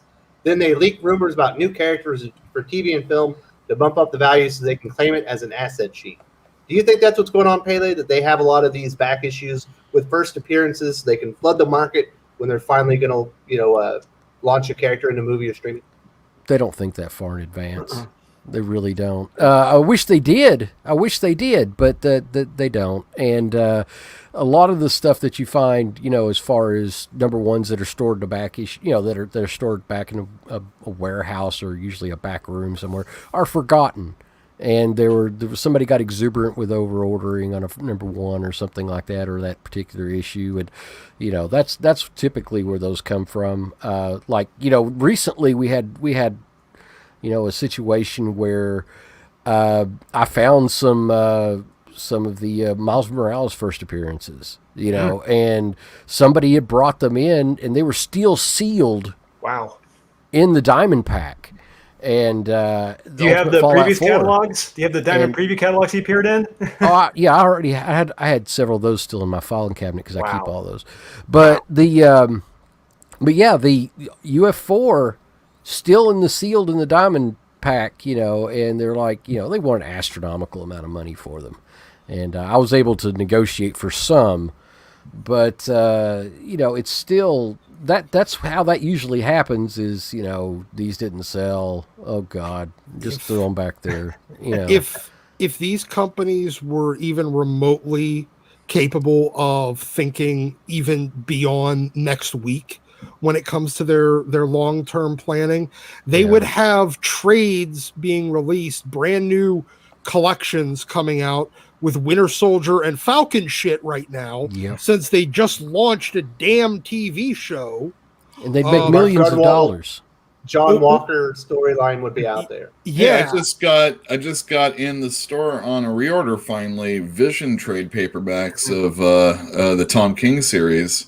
Yeah, and it's like, oh, that's over. And right now they'd be soliciting for the collection of Loki's greatest hits for that series that's coming out they actually next are month. doing that right now. They have an omnibus and stuff coming out soonish. It's the first time that they've actually thought ahead. Oh, so soonish. It took them till their third TV show on this particular it's more thing. Than that. Well, no, in the Disney Plus era. Sure. Oh yeah, you're right. Because that'll be their third show to figure out, hey, maybe we should time some comic releases with the TV show release. Why would people maybe want yes, you idiots, just do it at the same time. They never did it with the movies, hadn't done it with the shows up until now. The MCU people don't talk with the publishers. So This is the same company that decided to cash in on the the first Avengers movie success by throwing out all of the Avengers that were in the movie and rebooting them with woke scold weirdos. Yep. All right, Doc. We got to simmer down there. I want to say thank you very much, Kenneth Dowling, for supporting the channel. Here's extra for the fan. Wes, congrats, brother. Well, thank you very much. We're very excited. And when I say I'm about to be a new father, or a father for the third time, we're talking in weeks now. That kid's knocking. My wife is she's pretty enormous. I wouldn't tell that to her face, but we will have the pitter patter of new feet in the house very soon. So is he kicking? I'm planning ahead. Hopefully, I'll have some content ready, for when they're in the hospital. So thank you very much, Kenneth. Does anyone else have traumatizing on this channel? Hey, you're gonna put that on the channel? Thinking critical birthing? Yeah, I'm gonna record the birth stream. Oh my god! Waiting room. That's what it sounded like. No. I'm gonna have content ready on the Oh, channel. That way I can okay. go to the hospital and not worry about this. People come to expect a certain level of service from the channel regarding content. I'm Yeah, trying I to can be ask ahead. her while she's up in the bed. Honey, what do you think of this? No, it's terrible. No. Yeah. I Last time hate I had you. 3 days worth of videos up when the last baby was born, and that wasn't enough. So I need to do 5 or 6 this time. So what else? We got anything else to say about Heroes Reborn flopping? And Marvel's It needing sounds hits? horrible. It sounds like it will I'll flop. be your beta tester. I'll read it and I'll come back and be like, it was. Do you good think I'm or not bad. reading Heroes Reborn and reviewing it on my channel? You are insane, sir. I just need to talk about that train wreck. I'll just read think it. you're gonna go in with a closed mind because it's Jason Aaron, So that's. I why I'm don't gonna dislike go. Jason Aaron. I think, from what I've been told, he's a really nice guy. He's just in a creative rut on Avengers. He is. It's too bad. He needs to He get just out of said he Marvel. Is dropped what the he needs series. to I do. didn't drop it after Phoenix Force tournament. Yeah. I'm sticking with it. He needs to leave Marvel. You're You're the still one that reading pussed out. Avengers? Jimmy? Dude, I've had a year and a half of bad Avengers books. It is, I couldn't take it, man. Oh, Well, I'm gotta get staying back strong, on. and I'll be reviewing it Get on right that here. horse. if what Jason Aaron really needs is to go work in a factory for 6 months or literally anything else, because the only trick in his toolbox at this point is fundamentally break everything you know about an existing character. That's all he does. He needs to Deconstruct. finish Southern Bastards is what he needs to do. Yeah. That's a much better All right, book. let's move on to something more cool. I think people are going to be excited about this. We are going to get new Walking Dead stories in the from Rick Grimes 2000, the Skybound X anthology coming out from Robert Kirkman. Obviously, he's the man behind Skybound imprint at Image Comics.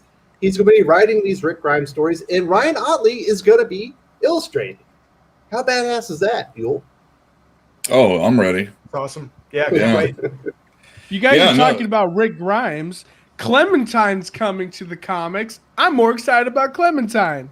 I had to look it up. I had no clue who Clementine was. I had to forfeit my gate card. I'm like, who is this? I I'm dropped out after a blanking while. too.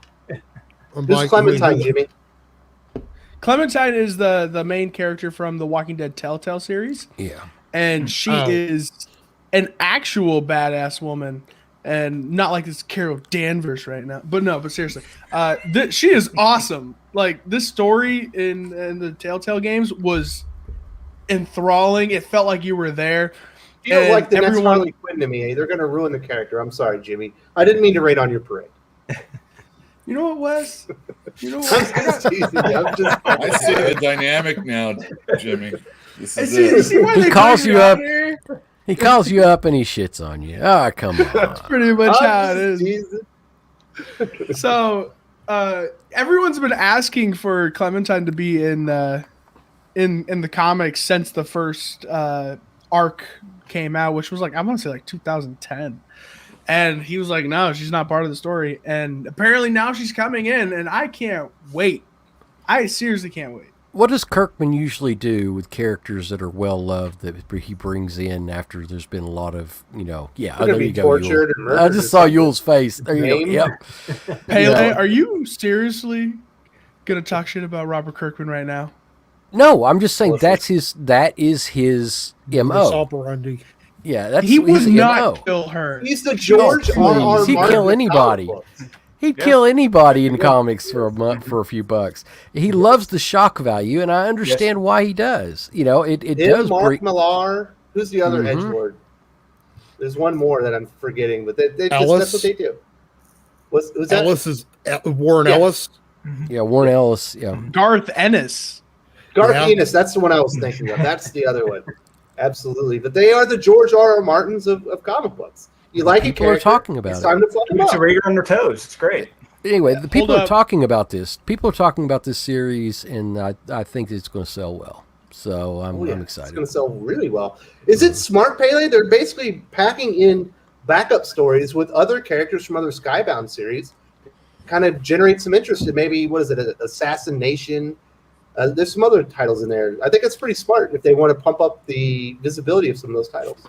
If he does it the right way, and it isn't just a cash grab where he can add 20 more pages and charge $2 more, then I do think it will be pretty awesome.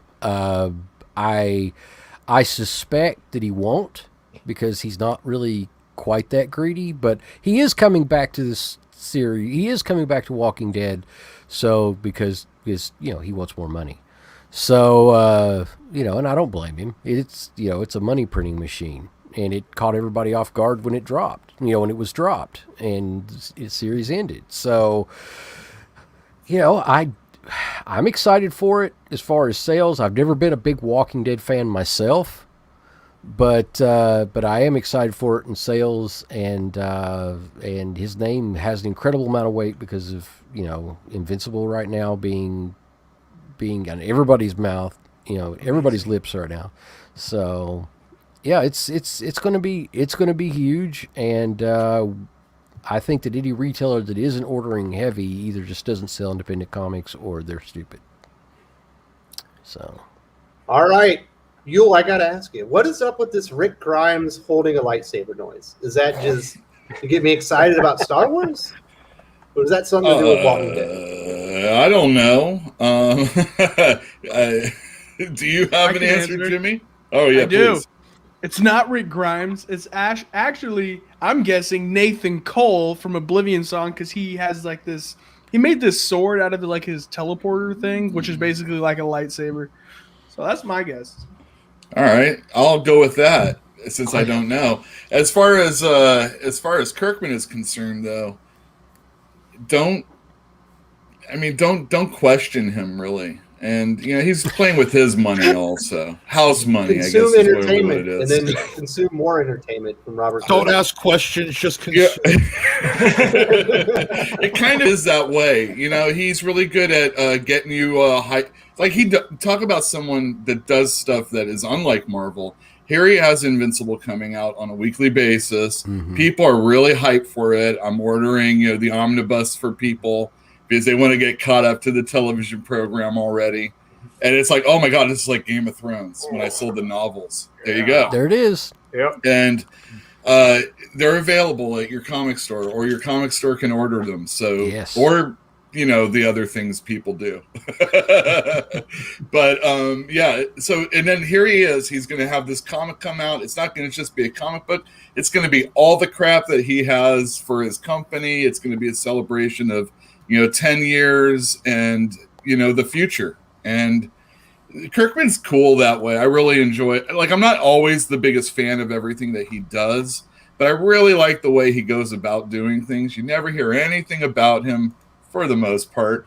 And he's 100% for the most part. I like him.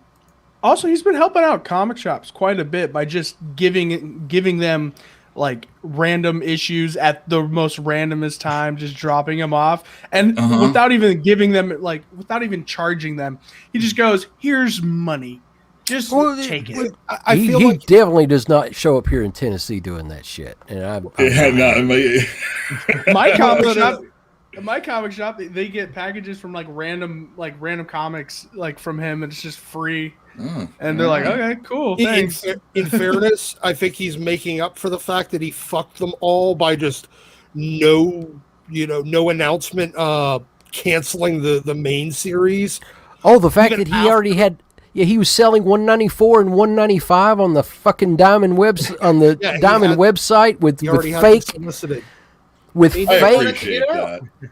I appreciate oh my God. We were like, what the hell? I got orders for these. What orders? They're all gone. What the hell going on here? He can do anything. Did you guys pay for those? No. Nobody paid for them. They never shipped because they didn't exist. He's great, though. We'd already ordered them. He can hire a top-tier talent to work on his book for over a year and keep them quiet about it. Not even coming out and saying, I'm on a really big project I wish I could talk about. They just do the work, and then it's available on a monthly basis, and I dig that. That's how comics used to be made. Well, maybe not yearly, but... He's probably paying them more than Marvel or DC are. So I'm certain he helps. is. Yeah. I'm certain he is. He's like So Mark we need to Millar. Okay.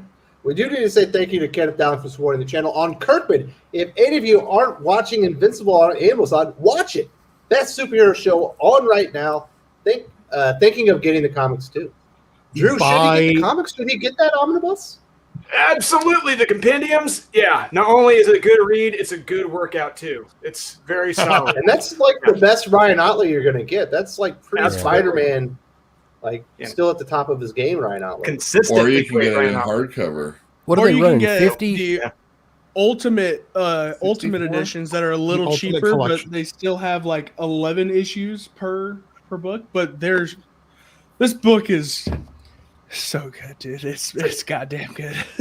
50 issues, like $65. That's less than $1 an Yeah. issue, I think. Yeah. My math The is one right. We were thing I selling will- them for right around 50, the dollar. but go ahead, Doc. Yeah, I was just gonna say I have the whole my bookshelf filled with the ones that Jimmy's holding up right now, the Invincible Ultimate Collection, all 12 volumes.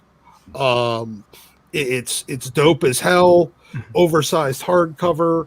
The only thing I hate is that volume 9, for some inexplicable reason, changed the color on the Invincible logo to red instead of yellow, and then went back to yellow for volume 10. Does that flare up your ADHD, Doc? I don't even have OCD, and it made me have OCD.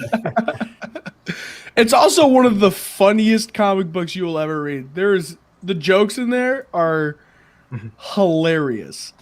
It's also quite bloody, so don't let your kids watch it or read it. Let's put it this way: it's over 1,000 pages of comics for $60. Yeah. Wow, that's just wow.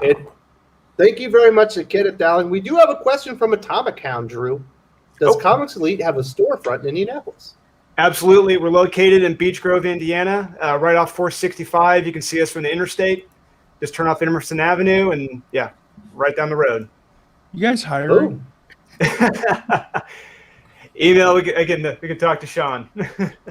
So there you go. If you're in the Indianapolis area, you're going to be there. Make sure you visit our friends over at Comics Elite. And maybe Drew will hook you up with a deal. Who knows? Just tell him Wes sent you. Maybe you'll know what you're talking about. There we go. All right. So we got a few more topics that we have to get through. This next one's kind of a big one. This is a Doc topic. We already talked about it, but I'll let you have the first go at this. We got the new X-Men roster, Doc. We've got Cyclops. We got Jean Grey. We've got who else we got? We've got Rogue, Wolverine, X-23, Sync, Polaris. I think there's one more. Am I right? No, I think that's it. Oh, Sunfire. All right. Sunfire, yes. It's a fine roster. It's perfectly good. Yeah, I mean it's not great. It's not terrible. It's a roster. Lara will never be Wolverine. I don't give a shit how much they try to make that happen. She won't. Did you see what Tom Taylor said on Twitter about that? Tom Taylor can eat my ass. Tom Taylor's like, I'm happy she's taking up the mantle of Wolverine again. She deserves it. I'm like, when did she do anything to deserve it? No, she's never deserved it, and once again, Tom Taylor can eat my ass. Why does someone else deserve someone else's name? Yeah. Well, you're forgetting this is the same bunch of creators that think that Thor dropping his hammer means he loses his name too. Hey, okay, that's different. Jason Aaron's a douchebag, and he's stupid. That's a whole other topic we can get into, but we won't. We already talked about that. And so no, I mean there's too much redundancy on the team. It's not really that all that enticing of a team. There's nobody there that is a super fan. I mean, other than Gene and Scott, I think Rogue is probably the most popular other character on that team. Polaris has fans, but nobody that's really going to draw in readers. X-23 has fans, but nothing that's going to draw in readers. Sync has like 3 fans. Yeah, he has a fan somewhere, I think, maybe. Sunfire's got some fans, but they don't like him on the X-Men. So it's all right. I mean, it's a solid it's a solid enough roster, but there's no standouts on it. Nobody that really says, "Ooh, this is interesting." Like sticking the Juggernaut. Yeah, like sticking the Juggernaut on an X team. You go, "Oh, interesting. I'd like to see how this works." You stick Mystique on an X-Men team. Oh, interesting. I'd like to see, Sabretooth, Magneto, even like Nate Gray or some of the other characters, that you can get some intrigue out of it. But this is just kind of bland. Vanilla. Yeah, it's like a team of vanilla midgets. Mm-hmm. You got any opinions on this one, Drew? Obviously, Yul and I talked about it here on the channel. I've minced no words about this. I really don't care for X-Men right now. These are not my X-Men. And I love X-Men Legends, but I'm not reading any of the main books. Sean does. Sean, the owner, he loves the current X-Men stuff. But however, after hearing Jerry Duggan's take on the synopsis for what this is leading into, it really sounds like a lot of my theories about them being the villains is really going to be exposed. Like they're really going to come around as being shown as the true villains that they are. But as for me, it's like I really couldn't care less about the roster. Just give me a good story. That's all I want. I don't care who's on the roster. It's a toolbox. Just do it. Do a damn good story. That's all that matters. It's all leading to Avengers versus X-Men again. Yeah. Whoa. Because that's what we needed them to recycle another Age of Apocalypse. Oh, where the X-Men never take over, right? No more ages for a while. I'm aged out there. That'll be Mutants Return. Age of X-Men Reborn. Yeah. I'll tell you how bad it is. It's like if we even mention X-Men now in the shop, customers visibly cringe. That's how bad it's gotten as far as with the X stories, the X books that have come out lately, the gala, all this other shit going on. If I just walk up to certain customers, I know I'll just say X-Men, and they'll go, why are you hurting me? It's that bad. And what they've done is just inexplicable. It's inexplicable what's going on. So, do you have an X-Men jar in your shop? If you say X-Men, you have to put $1 in it. No, I'll tell you what. If I could find a customer that had a positive thing to say about the X-Men lately, just on the down low, wouldn't tell anybody about it, I would give them a choice of one of their X-Men favorite keys.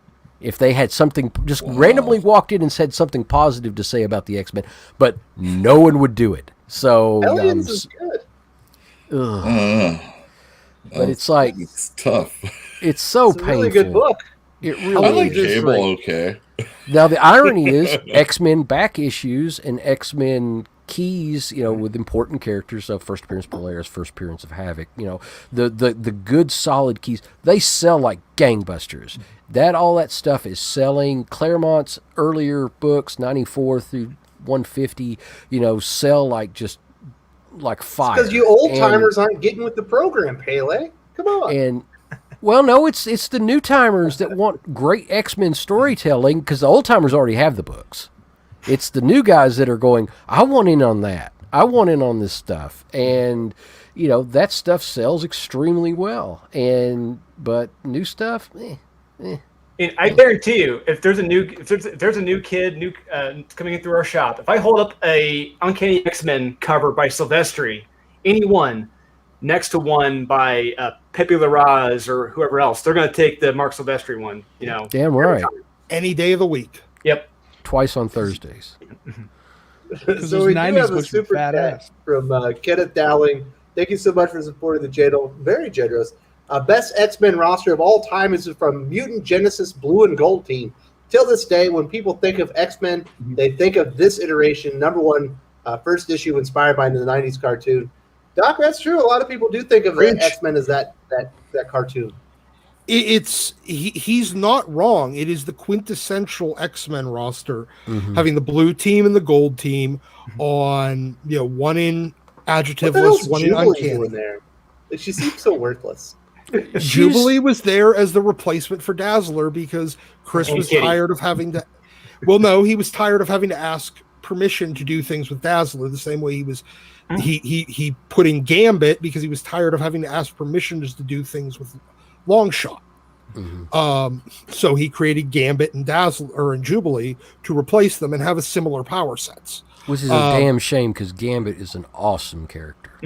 I understand, but my point is, I mean, Longshot those are the quintessential. That is the quintessential X-Men roster. You think of that, you think of X-Men Blue, X-Men Gold, and you think of the X Factor roster with the Peter David government team, and you think of the Rob Liefeld X-Force team. That is quintessential X-Men. What about X-Men Red? I'm going to say fire. There is no X-Men Red. I'm going to find you and set you on fire. Love you, Doc. No, but I mean that is what brings to mind everybody that Jim Lee cover, the cartoon, the everything. That's what inspired and basically put it into the public consciousness. Even as much as I still prefer the Outback team. That is the quintessential X team in the public consciousness. So you're right. And the fact that they're actually doing an homage cover for X-Men, the new X-Men #1, that's going to have connecting variants that homages the original, but with this that Jim Lee X-Men #1, but has the current X-Men #1 is goddamn insulting, and Jerry Duggan doesn't have any business homaging anything that Chris Claremont has ever worked on. And I'm sorry, but even Pepe Larraz doesn't have he has no place. At least when you couldn't sniff Chris Claremont's jockstrap, Pepe Larraz. He can't sniff Jim Lee's. At least when Scott Williams did the connecting variants with the Uncanny X-Force, he actually has the right to do that. This is X-Men right here. This is X-Men. I show this, people go nuts. That's X-Men. Here's the thing. Also, I didn't understand the appeal of the old X-Men, and because I heard the long serial format, and I was like, that's just a weird soap opera. I'm not. Yes. And then I read it. I read not the original, but the rebooted one, the X-Men #1, the #1 selling comic book of all time. I read that and I was like, this book is badass. Why can't we get this? Because this, and then they brought in Omega Red. Oh, dude, I can't even talk about it. It's just too badass. Yes, that there's a reason why most of your daytime soap operas have been on the air for 60 friggin' years, because that long form storytelling keeps people coming back and brings in new audiences. Yep. All right, Doc. This is what Kenneth has to say. Mutant Genesis is also my #1 X-Men story from Claremont and Lee. The best combo of writer and artist in the history of comics. I still kind of like that that Shi'ar story right before. Yeah. Come on, Jim Lee, X-Men #1. I know, but I kind of like that 275. That's my favorite X-Men issue of all time, 275. Yes. I still kind of like that a little more.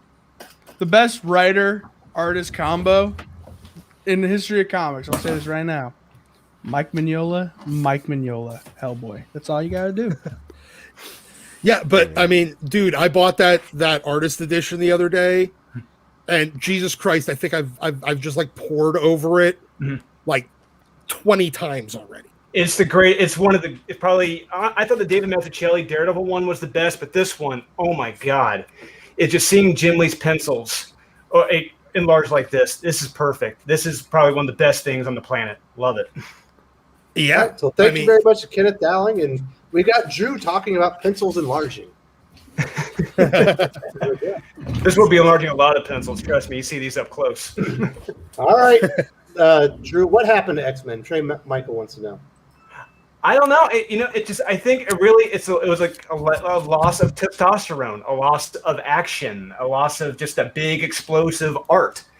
Because looking at this, you can really see the panels more or less kind of get smaller. Looking at this, I'm like, the action is kind of gone. There's really no action anymore, and which is a shame because reading this, I'm like, I want more of this. Can we get this, please?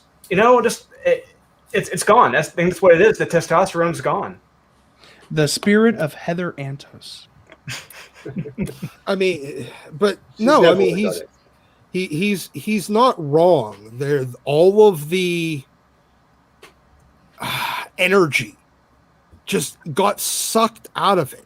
I mean, you could see that Jim was living out a childhood dream of drawing X-Men. Yeah. And Claremont was just absolutely fucking in love with these characters. Yeah. And I don't think anybody even involved in that office has the slightest clue what loving a character even is. Mm-hmm. All right, well, we're getting down to the last topic. There's something else. This is going to be for the retailers only. We only have a few more minutes. There's an X-Men Evolution trade paperback that came out. There's a misprint on it. Yul Carter, did you get an email from Marvel Comics telling you what to do for this misprint for your customers? No, I don't even know if I ordered it. I gotta admit.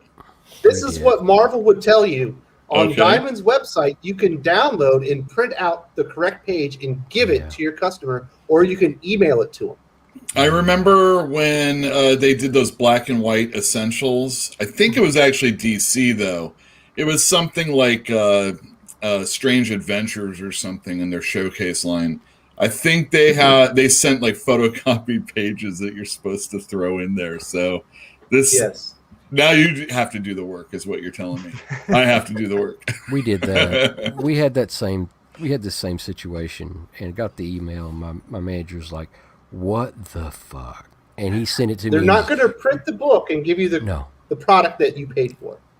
And he's like, "Dude, look at this." And I'm like, "What?" And so I printed them out on my really nice laser printer, printed out the copies of it, trimmed them to the right size, and put them where they're supposed to be in the trade paperbacks. And that's the only thing we could think of to really do about it. And I think it's probably about 99% of shops won't even do that much. So at this point, why don't they just mail you a PDF and like you can buy a printer off them and a really nice stapler? Just print them yourself, staple them together. Why the hell not? Why wouldn't they just give you like a digital download?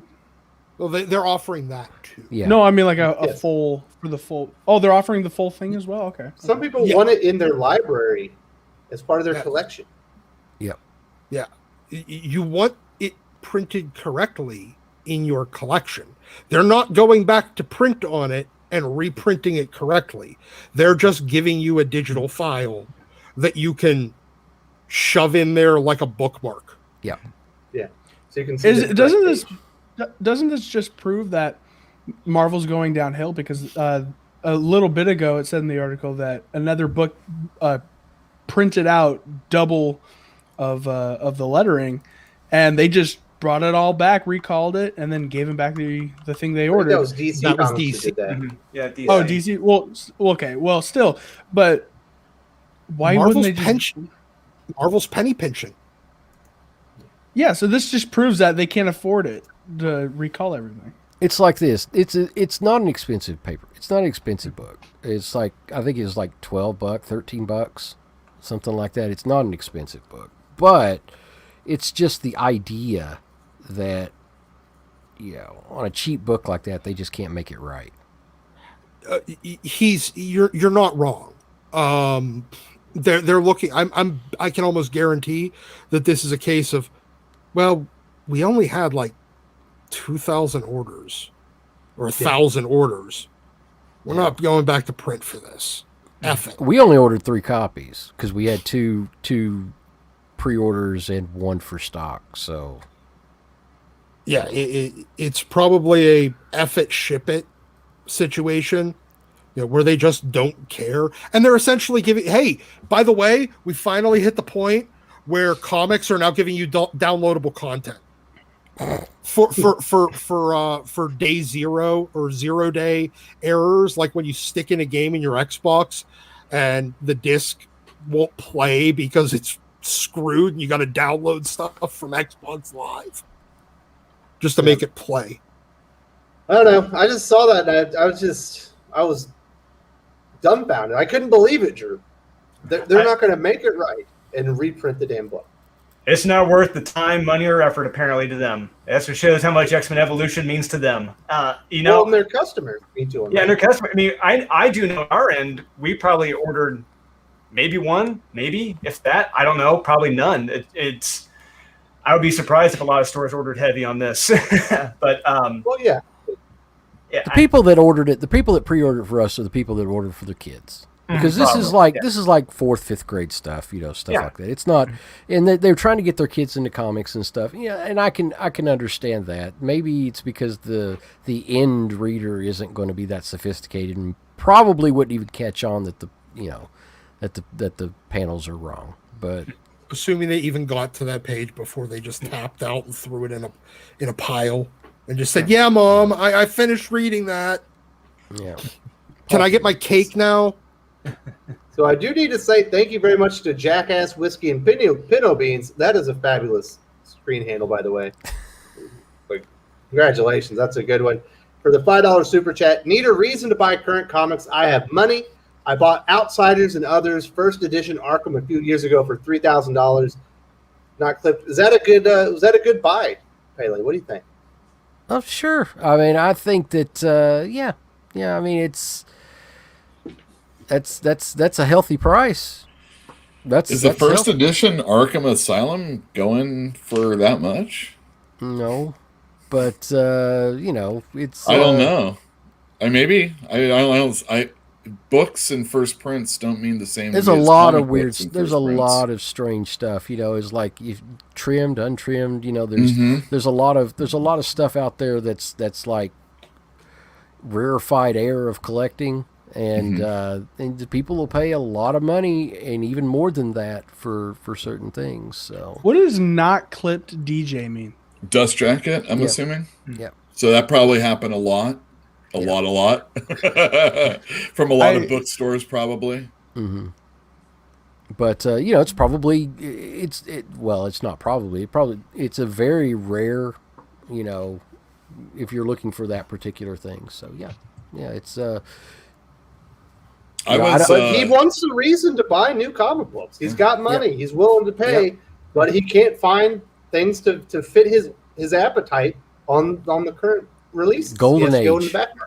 Golden Age. The right now the 40s and 50s horror market. It's when people figure out just how rare those comics are and how awesome they are, that market's going to become unbuyable. And if you're smart, you're going to buy into it now before EC Comics and the other Avon horror just goes insane. Jose Luis Garcia Lopez, Superman books is always a good thing to read. So there you go, Jackass. So thank you very much, Jackass, for supporting the channel and sharing that story. I don't know. Is this the new norm, Pele? Or do you think it was just because maybe this was an under-ordered trade and they just didn't want to do the hassle of reprinting it and getting it out to customers? It's a kid's trade. It's an under 12 or whatever trade. I think that's probably the case more than anything. It wasn't really. It's not like their headline. This is the Hawks or Pox omnibus or something like. If that had happened with House of X omnibus or something, or the X-Men first, they would have reprinted. But I don't think that. I think it's mostly because it is what it is, and Hickman would have also flipped his shit if that happened with his book. Yeah. Perhaps. The artwork is the artwork's really juvenile and stuff. It's for kids. Mm-hmm. So that's probably what their thinking was. So I do need to say thank you very much to everyone that joined the panel today that was in the comment section. We're about to the end of the road. That's basically going to cover all the topics that we had. I had a really great time Thank you, everyone, for supporting the channel. Let's get into our comic book recommendations. If you have recommendations and you're in the comment section, let me know, and I'll pop them up on the screen if people want to hear them. Who's going to be first? Jimmy, what are you recommending for the Zoomers out there this week? There is a book I just got done reading because Skip and Tosh and I are doing a review here soon, and it was fantastic. It is called Electric Sublime by W. Maxwell Prince and Moraza, I think his name was. He's the ice cream guy, right? Yeah, that's the ice cream man duo, the artist and writer, both on it. And you love art, this is the book for you. If you love crime, this is the book for you. If you love Vincent Van Gogh, this is the book for you. This book was bonkers and always good. So that's my Electric Sublime.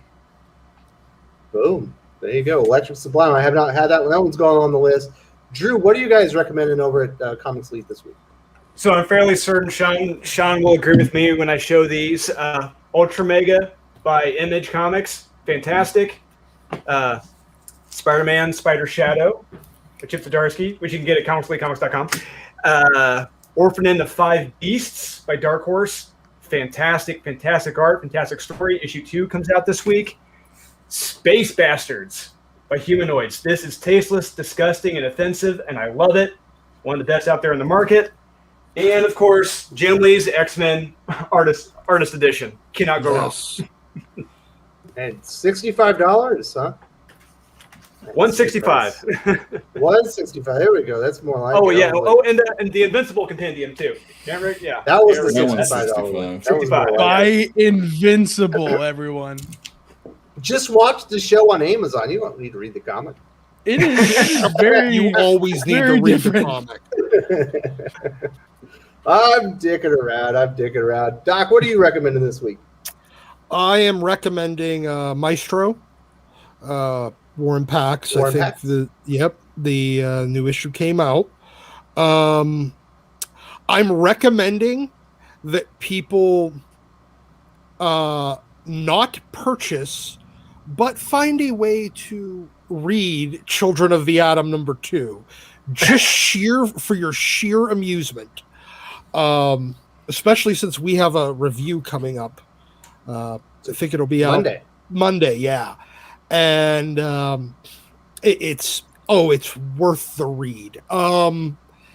And recommending definitely buying Invincible trades, hardcovers, the compendiums, whatever way you want to read, whatever format. Invincible is such a goddamn good book. Seriously, it is probably it's absolutely in the top 3 superhero titles published in the 21st century. Not even joking. I mean, we're 20 years into this century, and 100% it's agree. easily in the top 3. And I believe Doc read that to get him through the pandemic. I did. I had already read the first 2 or 3 volumes and kind of never really got back to it. And then I bought the other 9 and I blew through them in like 2 weeks. It was so good. And I think 4 came out this week, but I haven't read it yet. It was good. It was It was the really end good. of that story arc. Yep. Yeah. The art in that is fantastic. Holy crap. I can't And do I Johnny think that's Cape's the last Thor, man. Nick Klein issue, right? I think so, yeah. I want his original art from that issue. It is fantastic. Yeah, it's too bad but he's exiting that series. I'm gonna second Drew though. Seriously, buy that artist edition. Jim Lee. Space Bastards. Yeah, buy that artist edition, Jim Lee, X-Men. It is so good, dude. There's a full 4-page pullout of the original cover of the original art for X-Men #1, and on either side it has the original art for one of the actually 2 of the hardcovers that were going to be. Yeah, this is nuts. Yeah, It is nuts. There's a 3-page pullout. I think there's 2 3-page pullouts on the other side of it or something like that. It's insane. That's rad. Worth every cent. Yeah, every single penny that you will ever pay for it, especially if you're an up and coming artist and you want to see great page layout and page design, pencil X-Men and line Glory work. Days. Man. Yes. Seriously, go check that out. Yeah, it's a good buy for the future too, because those particular types of large format trades they do really well later on. They don't get reprinted. They do one run on them, And they only go up in value. It's nuts. Yep. Yeah, because I'm still pissed off that I missed out on the John Byrne X-Men one. Oh yeah, I got that one back here somewhere. Yeah, man, that one's awesome. So Pele, Mm-hmm. what are you looking forward to, or what did you like this week? Okay, I'm going to kind of go off the beaten path a little bit here, and Super Sons is back. And I'm really excited about that because I love Super Sons. You know, Me too. I'm simple. I'm simple like that. I really like my Super Sons, and it's back, and I really enjoyed it. Also going to if people, I've made this recommendation a few times on the channel. The George R. R. Martin comics that are published by Dynamite, they're based on the books, not the show, and they are amazing. And people should be buying those. By Clash of Kings. My friend is actually writing that. Yeah, they're so much better than the TV show, and even when the show was doing its best, they're still a little better. But those two, and I don't think there's. Let me think. Nope, I'm going to just recommend those. I would recommend that Mickey Woodcock, the girl who electrified Tesla. It was interesting. It was interesting. But it's That's very, a Titan book, right? Yeah, it's very particular tastes. So It should have been a graphic novel. I don't think it should be a miniseries. Just do it as an original graphic novel. right. It's not serial. It's not good for serial telling, but yeah, I still liked it. And Jimmy, who's your friend who writes a Clash of Kings for what company? Dynamite or something? Clash of Kings is the George R. R. Martin second book in his Song of Ice and Fire comic book thing now. It is Landry Q. Walker. He also did The Last Siege for Image and with Justin Greenwood. Good. Yeah. Oh, Yeah, he it really also was. did that Adventures of Supergirl in the 8th grade so long ago. Yeah, he got hired to do that kids book. And by the way, it was actually more adult than it was a kids book. There were some things that happened in there. I'm just like, that should not have happened. Where's Wes, guys? Yeah, Wes. I think Wes had to take off. We have some more recommendations from the audience. Noctera #2, Alien #1. I think that came out a couple of weeks ago, though. Yeah. Does anybody else? Who else? Jimmy, did you do your recommendations? No, it's Yes, me. I did, but I also forgot to mention I picked up Mike Mignola's library edition of Hellboy. I have the first 3. I'm getting the next 3 here soon. This is one of the best books, just in condition and format, I have ever owned. And It's a nice looking book.